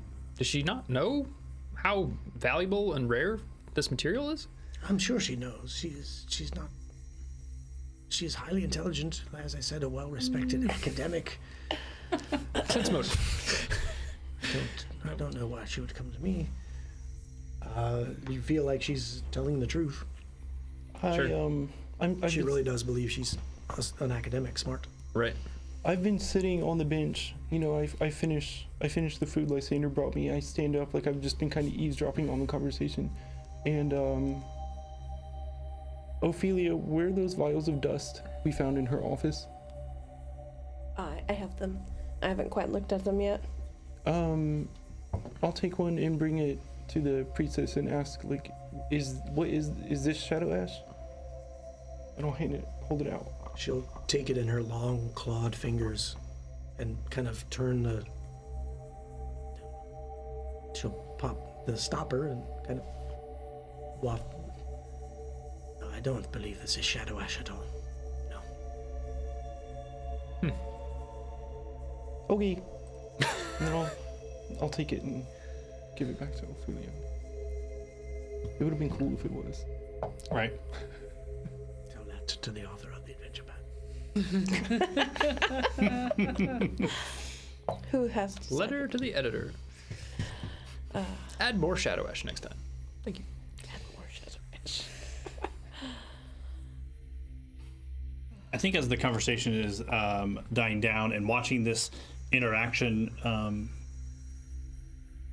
Lysander just kind of walks back behind where the priest is standing, and so like she's been kind of like always kind of speaks kind of like she's hunched over, and Yeah, she's a ghoul. yeah, so Lysander just kind of like walks up and like someone who's not like instructing you how to do your job, but he will like put his hand like at her small of her back and like straighten her back and be like, "You are a priest of the Pallid Princess. Oh, I haven't been adjusted in decades. What are you doing? Stand in your power." And then she falls over unconscious. And dead, right? Right? Of course. Naturally. I just had surgery. Yeah. You will stand in your power. The Pallid Princess sent us here today for a reason. She does stand a little bit straighter, but Yeah, she's sure. still extremely hunched and He defeated looking. is essentially trying to emblazon her with this fervor of her belief, and even in before her hour of need, Urgathoa provided us to her, and so Lysander's kind of going that route, like you will be tested before great things come. You have been tested, great things are coming. Like, Wow, okay. stand strong in what you believe in. Your coffers will overrun, your pews will be filled. She is emboldened by your statements and does stand up a little bit straighter. Sure. And kind of straightens her robes and sets about making the feast like more presentable. Like she has a renewed sense of purpose. And then turns, Bartholomew, can you get the broom and get to these people? And then the feast carries on. The broom or butchering tools? Well, to sweep up the congregants that were killed. Oh, What about the ones that are just laying on the floor? Throw them in the corner for now. Yeah. Okay. They She could was be really part of going the on. feast, technically. Yeah, I was gonna say she was going on and on about how the fleshies are all choice. Choice nugs. After they sweep up the congregants, Oh, her and her acolytes start feasting on the flesh of the Pharasmans that you killed. Oh boy, Yucky. that's nasty. as they But they are revel in ghouls. their ghouls, yes. Yeah. We prefer it a little bit more aged, if you know my meaning. But this will do. And then they take the cracked skull of one and like offer it to Amon.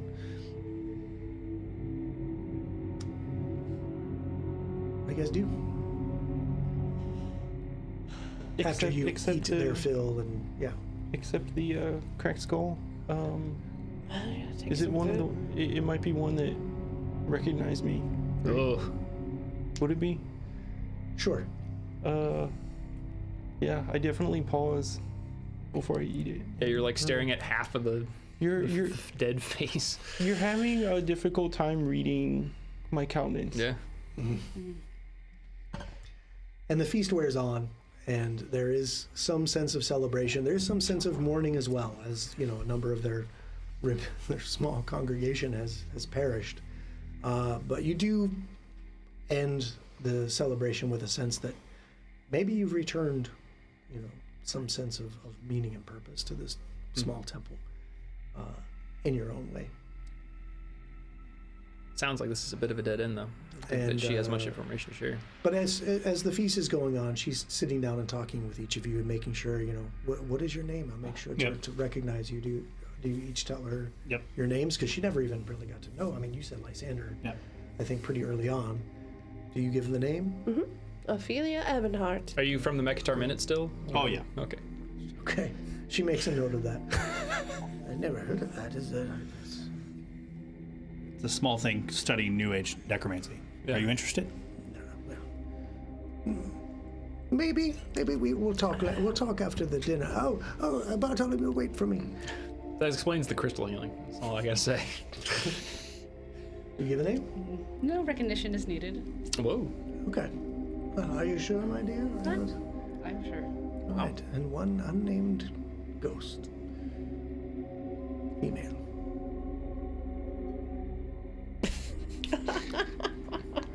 Well, I think And that's I'm willing to the excuse feast myself peters out. and Yeah. scoot out of here. Grab a few things to eat, and then Yeah, Murd's very picky at like what to choose from the table that's not ghoul-centric food, right? Is there like something that's not of a questionable origin? Like I feel like I have to pick something large if I have to incorporate yeah, it. so It's I will like- I will make note like what Alara and what Mert are eating, and I will pick it up and put it on my plate so that way no one else is taking it, and then as they are incorporating things, I can Nice. like slide it over to them so Nice. they can have whatever it is they want. That's super kind. Oh, That's appreciated. Now, like as maybe Alara is focusing to incorporate some things, I am like grabbing them directly off the table and eating them, like quickly, Sure. as I am, kind of scanning for the things that are, not not for undead people, Right. things that actually Quick could eat as well. I'm grabbing those and scarfing them down. So as the afternoon wears on, and the feast is obviously winding down, a lot of the congregants are starting to leave and go home. You're getting a sense that, you know, Vilnithna would also like to retire and you know, end the day. But as you're having these kind of side conversations where she's asked your name, was there anything that you were asking of her in particular, or were there any other things you wanted to do in here?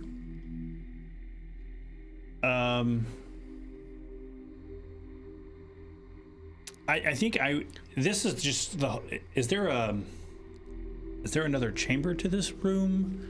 Like, is there a place of solitude? So there is a small kind of alcove off to the main altar there. That's just like a vestry where they can come in and put on the appropriate garb. And, you know, there's some holy texts in there and things like that. I will ask if I could have a moment to pray in that area by myself. Stranger, you're not really an ordained priest here, but you. Yes, it would be my honor. Of course, you may. And she kind of pulls the curtain aside and, like, allows you into Okay. the vestry. Yeah. I'm just gonna look around the temple and see if there's anything extra interesting. Like, sorry, it's a small temple. Why this one? Yeah, so you spend several minutes looking around. The only thing of interest you found, again, is those 4 daggers and, you know, 4 dead bodies that those daggers belong to that have now been feasted upon in various states of So there's nothing devoured. really, like, there's no, like, special statues or anything of that nature here in the temple. no. It's just With your chance. with your acumen in religion, it does seem like a not necessarily a random attack, but it just is fortuitous that you happen to be here at the time of the attack. I'm just gonna step out to the street and wait for the rest of the party to come out. I'll walk up to the priestess and I'll say, "Priestess, for your temple," and then I'll reach out and give her 5 silver pieces. Wow. And then I'll. And then I'll. 5 silver. Okay, so like Thank I don't. What would be an appropriate amount for a donation? Oh, to 5 silver is plenty. It's fine, really. Thank you. I'm not great with the Galarian economy. It's probably not get your name on a bench or a brick The or value of anything, the but- dollar. So we'll put your donation in the bulletin next to your name that you gave me of 5 Bartolomeo log 5 silver into the ledger. Yeah. Put that in the coffers. We'll, Okay. hopefully there's room. Okay. Let's rewind a little bit. Let's rewind a little bit. Okay, so I'll walk up to the priestess. I'll say, "Priestess, for your temple," and I'll reach in her pouch and hand her 5 gold. 500 gold. 5 gold. My God, what is your name? We're putting on the building. 5 silver is fine. I'm You're just giving you some. That's a nice, Yeah. like a collection plate donation. 5 silver is fine. Kind of ruined the moment, but that's fine. Sorry. And then I So She's very mean, serious. Oh, Patrick. well, thank you. and then You're too I kind. will join Mert outside. I will join Mert outside too, and I'll look at, while we're waiting for Lysander to finish, I'll look at the bottles that I got and maybe do a read aura on the dagger and claw. Okay, so the daggers are magical. Okay. So you can give me an Arcana for that, and I'll roll those for you. Okay. In fact, with these daggers, you've seen enough of these runes to know that these are all +1 daggers. They don't have a striking rune; they just have the +1 potency rune to them. That's why they sucked. Because their daggers weren't good or something. I don't even think they got to use them like at all. They never did. They didn't. No, they were more, yeah. What about Their goal was to come in there and just bomb the place with heal spells. Yeah. Right. And What then- about the one that we got from her office? The other. Okay, the one from the office, that will require a roll, because let's see here. Let me just go back to her office and make sure I'm telling you the right thing. There it is. Okay.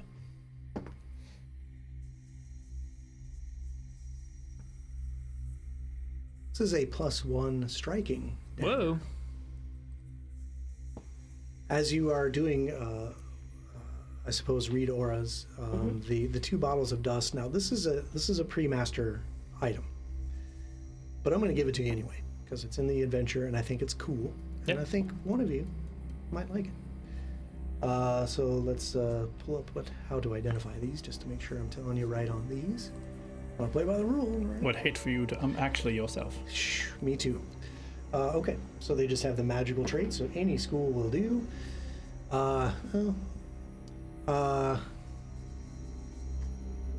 Okay.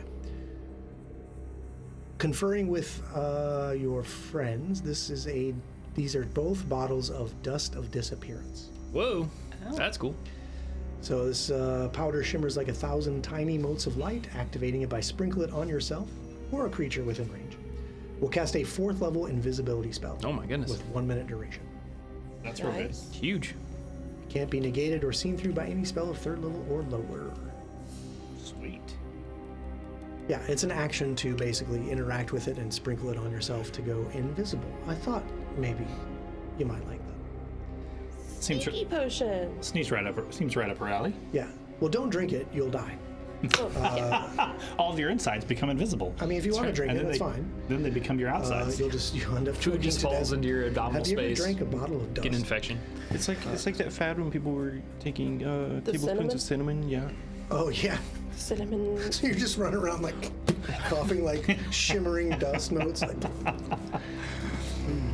Did you get it on TikTok? What about the claw? The claw. You read aura on the claw. It is also magical. Saved our lives. All right. The claw. Watch where you're going. Chosen. Watch where you're going. You'll get sued. Don't want to get sued. Okay, I had a number of d20s. There we go. Here's one. I know how to play this game. Oh, nice. That's a good roll. So with occultism, you know that this is a fossil fragment. In particular, this fossil fragment is a Deinonychus claw. Oh yeah. Shut up, Jacob. What, you guys don't know what a Deinonychus is? Yeah, really. I do. Maybe. Don't ever let me pronounce it like that again. Deinonychus? Yeah. That's okay. Christopher Reeves pronounced it Deinonychus, which I thought was... That's pretty bad. Yeah. And for a while when I was a kid, I was like, is that how you say that? I don't know. It doesn't seem right. Deinonychus. So everybody knows that Deinonychus is an avian theropod of the... All right, you guys.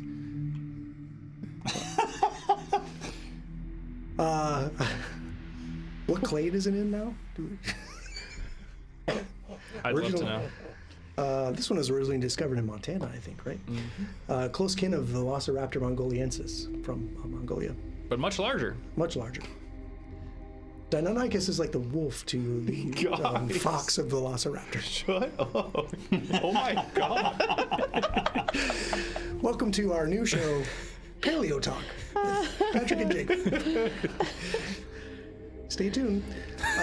Bones and boring. As next week we talk about... Yeah. Look, I have a Dimorphodon familiar. Yeah, so, yeah. Yeah. Right up see? your alley. So People like this stuff. There's 3 people that like this stuff. Yeah. hey, that's half the room, damn it. Oh, we got Biggest TJ. museums in the world. I've seen are full of Jurassic these Park. things. Sounds like we have a majority now. TJ's in, so. That's true. Yes. Anyway, this curved claw belongs to Deinonychus. When activated, it can be called upon once a day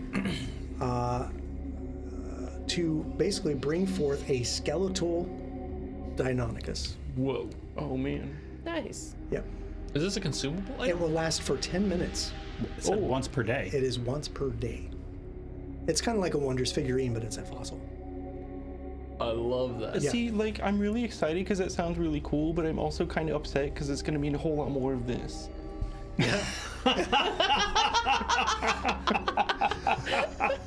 So we're outside, and I just go, "Ooh, I'm sure that we could convert this to some kind of Pleistocene megafauna. What other that we could nerd dromaeosaurs out. are you familiar with? You want to talk about the Let's talk about skull structure. right? Oh yes, let's. Yes, the recurvature of the mandibular teeth. Go. So we're outside. I'm just gonna go. the dental battery is like a This small thing's collection of knives. gonna summon a dinosaur, Yeah, a skeletal dinosaur. a at that. skeletal dinosaur. And if any of you were small, Could ride it. you could ride it as a mount. You're small? Oh, fuck. It's over. dude. No. It's over. Halfling. Question: does this have the Caveman concentrate trait to activate? Oh my goodness. So any of the fossil fragments just have the earth trait and magical traits. It does But it- not have... the oh, I'm sorry. The activate. I'm sorry. Let me read further. You're fine. This is the point of these rules. You got to read the whole thing, right? You got to not get excited about one word. Matters Be when like, you get "Well." when I get all angry. I can't really do those things. However, okay, so it is the activation is called facile metamorphosis.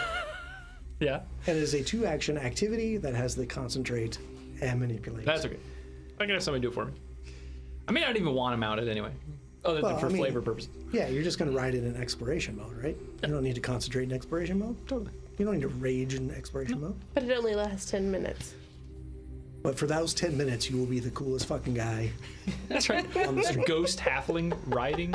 A skeletal Absolutely. Dinosaur. Deinonychus. Right. I just have to make my athletics check to interact Which, with it. you know, the Jurassic Park velociraptors were more like Utah raptors, technically, yeah. Given the size and the lack of Well, and a velociraptor dermal would have been plumage. feathered as well, so Oh, you know, purely, yeah.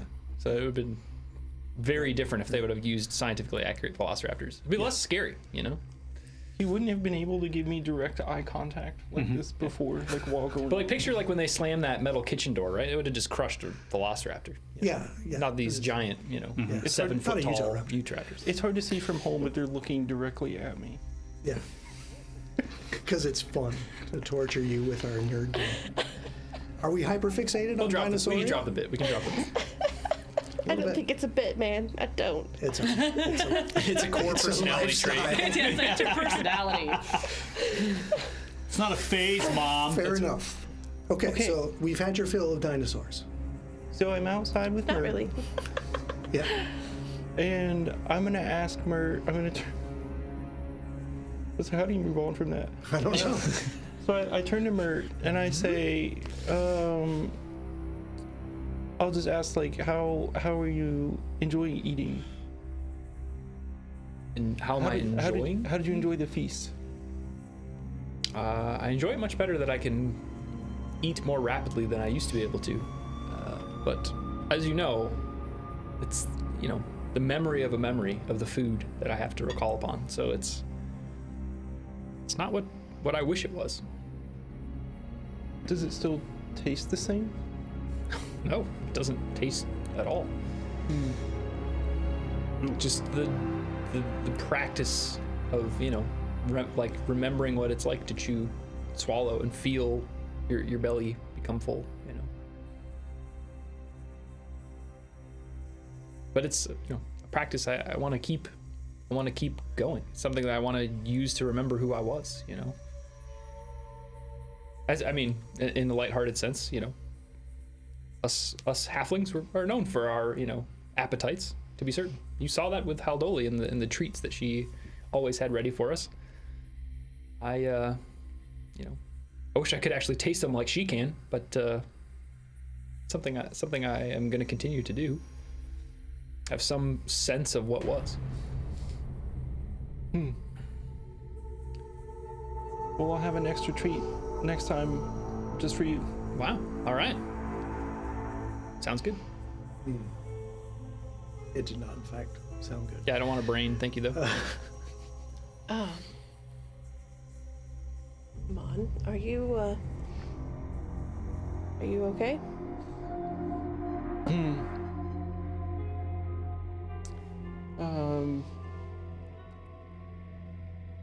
Not right now. What? Maybe later. Why do you say that? What happened? I thought we handled them quite well. Me and Alara, we took them out quick.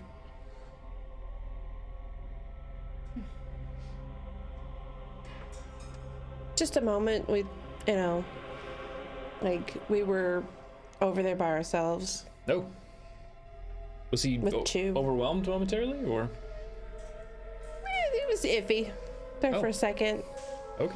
I kind of start like turning away a little bit, like my body language, Yeah. like I'm looking around, and while you guys are talking, maybe I start stepping away. Well, Hey, I'm trying to lead him away from the conversation. You said later. Okay. Well, I guess next time I'll keep that in mind before I run off to help someone else. I'll keep an eye over my shoulder, make sure everybody's all right. It's just,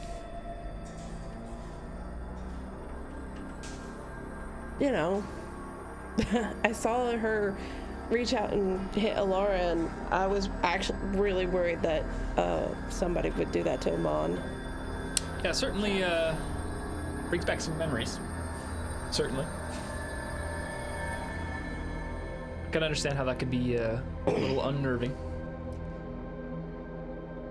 After several minutes, Lysander, I think, comes out from the vestry, finishes up whatever he's doing there, joins his friends, compatriots outside the temple.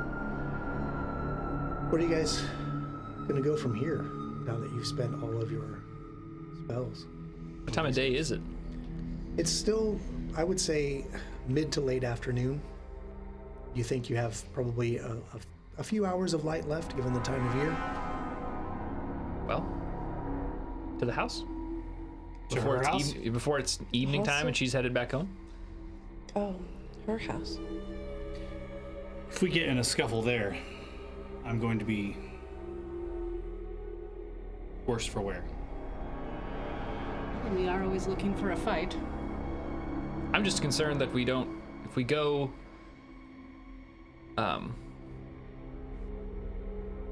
after she notices that her I agree. office has been tossed, it's gonna be bad. Yep. I want to get ahead of this thing. Do you think her home isn't going to be equally trapped?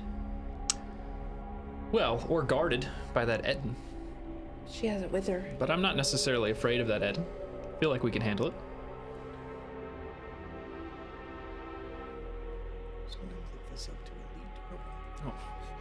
I'm a little afraid of the Etten. I'm a lot afraid of the Etten. I think we are going to die immediately.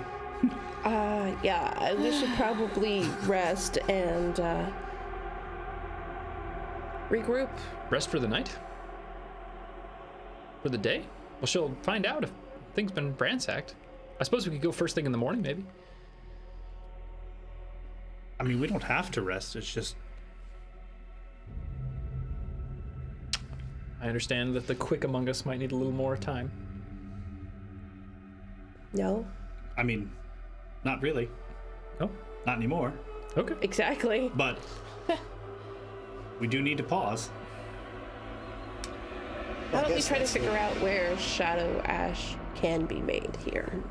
Or at the very least, we could scope it out and get some information on. Case the joint. Case the joint. So what we're saying is that we're going to send Mert to go do shopping, and we're going to case the joint. What? You don't want me there? No, that is not What what, if the we're saying. Etten's there? Yeah, that is You're gonna not- want me there. Not what we're saying. So are you saying you want to spend the rest of this afternoon maybe to go past the address and maybe nonchalantly maybe do a walk Sure. past? Yep. Maybe not go in, right? Unless you won't feel like going in. But just do a walk past And- and get a check. sense of the... In reality, right? So we don't have to rest as long anymore. Sure. We Yeah. could go in the middle of the night. We could go back, rest, get all of our in mechanic wise, get all of our spells back, and then go in the middle of the night. Yes, she may be at the home, but she's also going to be, I assume, asleep. So to be fair, with those that have prepared spell repertoires, it's resets every 24 hours. So if you have like shortened rest periods, you can't like go blast all your spells, go sleep for 2 hours, get them all back, go sleep for 2 hours, blow them, go sleep for 2 hours, blow them, go sleep for 2 hours. It's 24 hours that you're allowed to kind of regain those spell slots.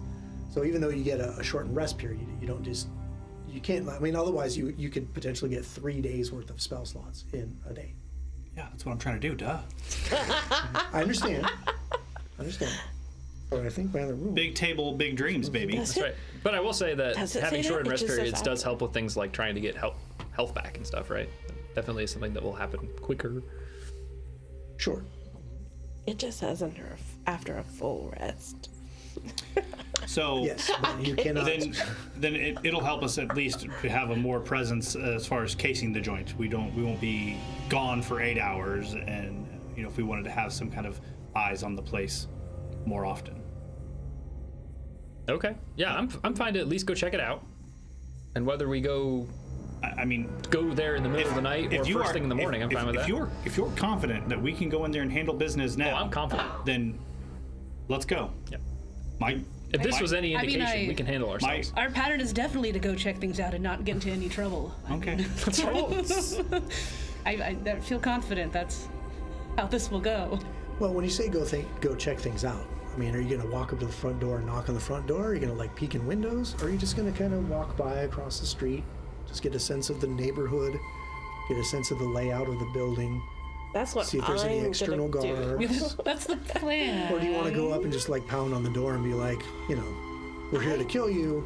I'm planning on How the you doing? first option, but we're traveling with the non-sneak. you just got And these shiny objects. Yeah. dust of go fuck herself. Like I did. you could I did. sprinkle it on Mert, and when she goes out to check the mail, he could run in the door. That would be very uncomfortable, by the way. I mean, that's probably true. But like, you can make people who are very bad at being hidden, and if But she that could was probably still hear if him. that was the case. And you do also have some other spells at your disposal to send in and take a look at, but I'm just do. getting case the joint, which We're gonna that's case just the like joint. pulling up down the block, watching who comes in, who goes out. Right. Are the lights on? That kind of stuff. Yep. Yeah, are there guards outside? Does Is she there, leave and come back? Do people do Is there a does giant somebody two-headed- leave and come back? What's her whole decorating aesthetic? That's right. What's the feng shui? I think the obvious answer is to send in the skeletal dinosaur. Send me in on the skeletal dinosaur. you just want it gone, so they will never talk about it again. Well, You just want to it's- just, what is that? And it's Hey, destroyed. And It's once per day. Doesn't matter if it dies. Once per day. as long as he still has the claw. Right. Sorry. But on that note, we'll be back next week Oh no! for more paleo talk with Patrick and Jake. That's right. And some I'm going to use the bloodlords. invisibility powder on the dinosaur. That could work too. Oh boy. See what kind of shenanigans these guys get into as we plan this out. Casing the Joint next Monday at 6:30 Eastern. And then be sure to tune in tomorrow night at 6 o'clock Eastern for on this very same channel for the Soul Saver campaign. It's our homebrew campaign set in the homebrew world of Iotadree. Lovingly crafted by some members here at the table and their seer. Be sure to tune in for that. And Wednesday, it's Thanksgiving week. And as promised, I'll be back for Barnabas Brushes. 5 o'clock Eastern. The recommended channels are down below. If you're on Twitch, check it out. I'll be painting some miniatures for the show or for others between 5 and 6 Eastern. I'll start at 5, end at 6 Eastern, and we'll just hang out, paint some minis, and have a good old time. Getting ready for the Thanksgiving holiday, the big old weekend that we have here in the United States anyway. And then we'll be right back at it next week with more of Bloodlords. That's right. Until then, I don't know. We'll talk. Maybe we can get into the nomenclature shenanigans. Yes, of, I'll plan something out. Apatosaurus, At least a half hour, or Yeah. all the entirety of the break at least. At minimum. The number of lateral pleuroseals in a Diplodocus longus tail. Ooh, I can discuss that for a bit. Yep. Anyway, and we'll roll some dice and kill some monsters. Sounds great. Yeah. I All right, think you guys ready for the big holiday weekend? Absolutely. All right. Well, be safe, everybody. Eat lots of food, but don't eat too much because we want you back here next week watching us and hanging out, playing Bloodlords. Until then, have a great night, everybody. Be safe out there. catch you on the next one, guys. See you later. Thanks. Oh, Or do we need to eat like we're at an Ergothoan feast? Look, I kind of do already. I mean, that's what Thanksgiving is. I'm going to throw in if you think feast with about a it. Dallas Cowboys game. I'm upset you didn't ask about my prayer time. Oh. What? Your prayer time? Yeah. Well, we could hit that on the recap. No problem. Yeah, we'll do that next time. What's I had it all planned out and everything. Ooh. Better write it down. You having a I don't know Oh, these I got things. it. You got to tell me these things. That's okay. Your prayer time is in the morning? No, when I went into Oh, the into temple and the- prayed by myself in the room. Ooh, maybe. We gotta have a talk 'em on. Maybe we'll have a flashback. Maybe. To start off. I like next flashbacks. episode. I like it too. We'll get together. We'll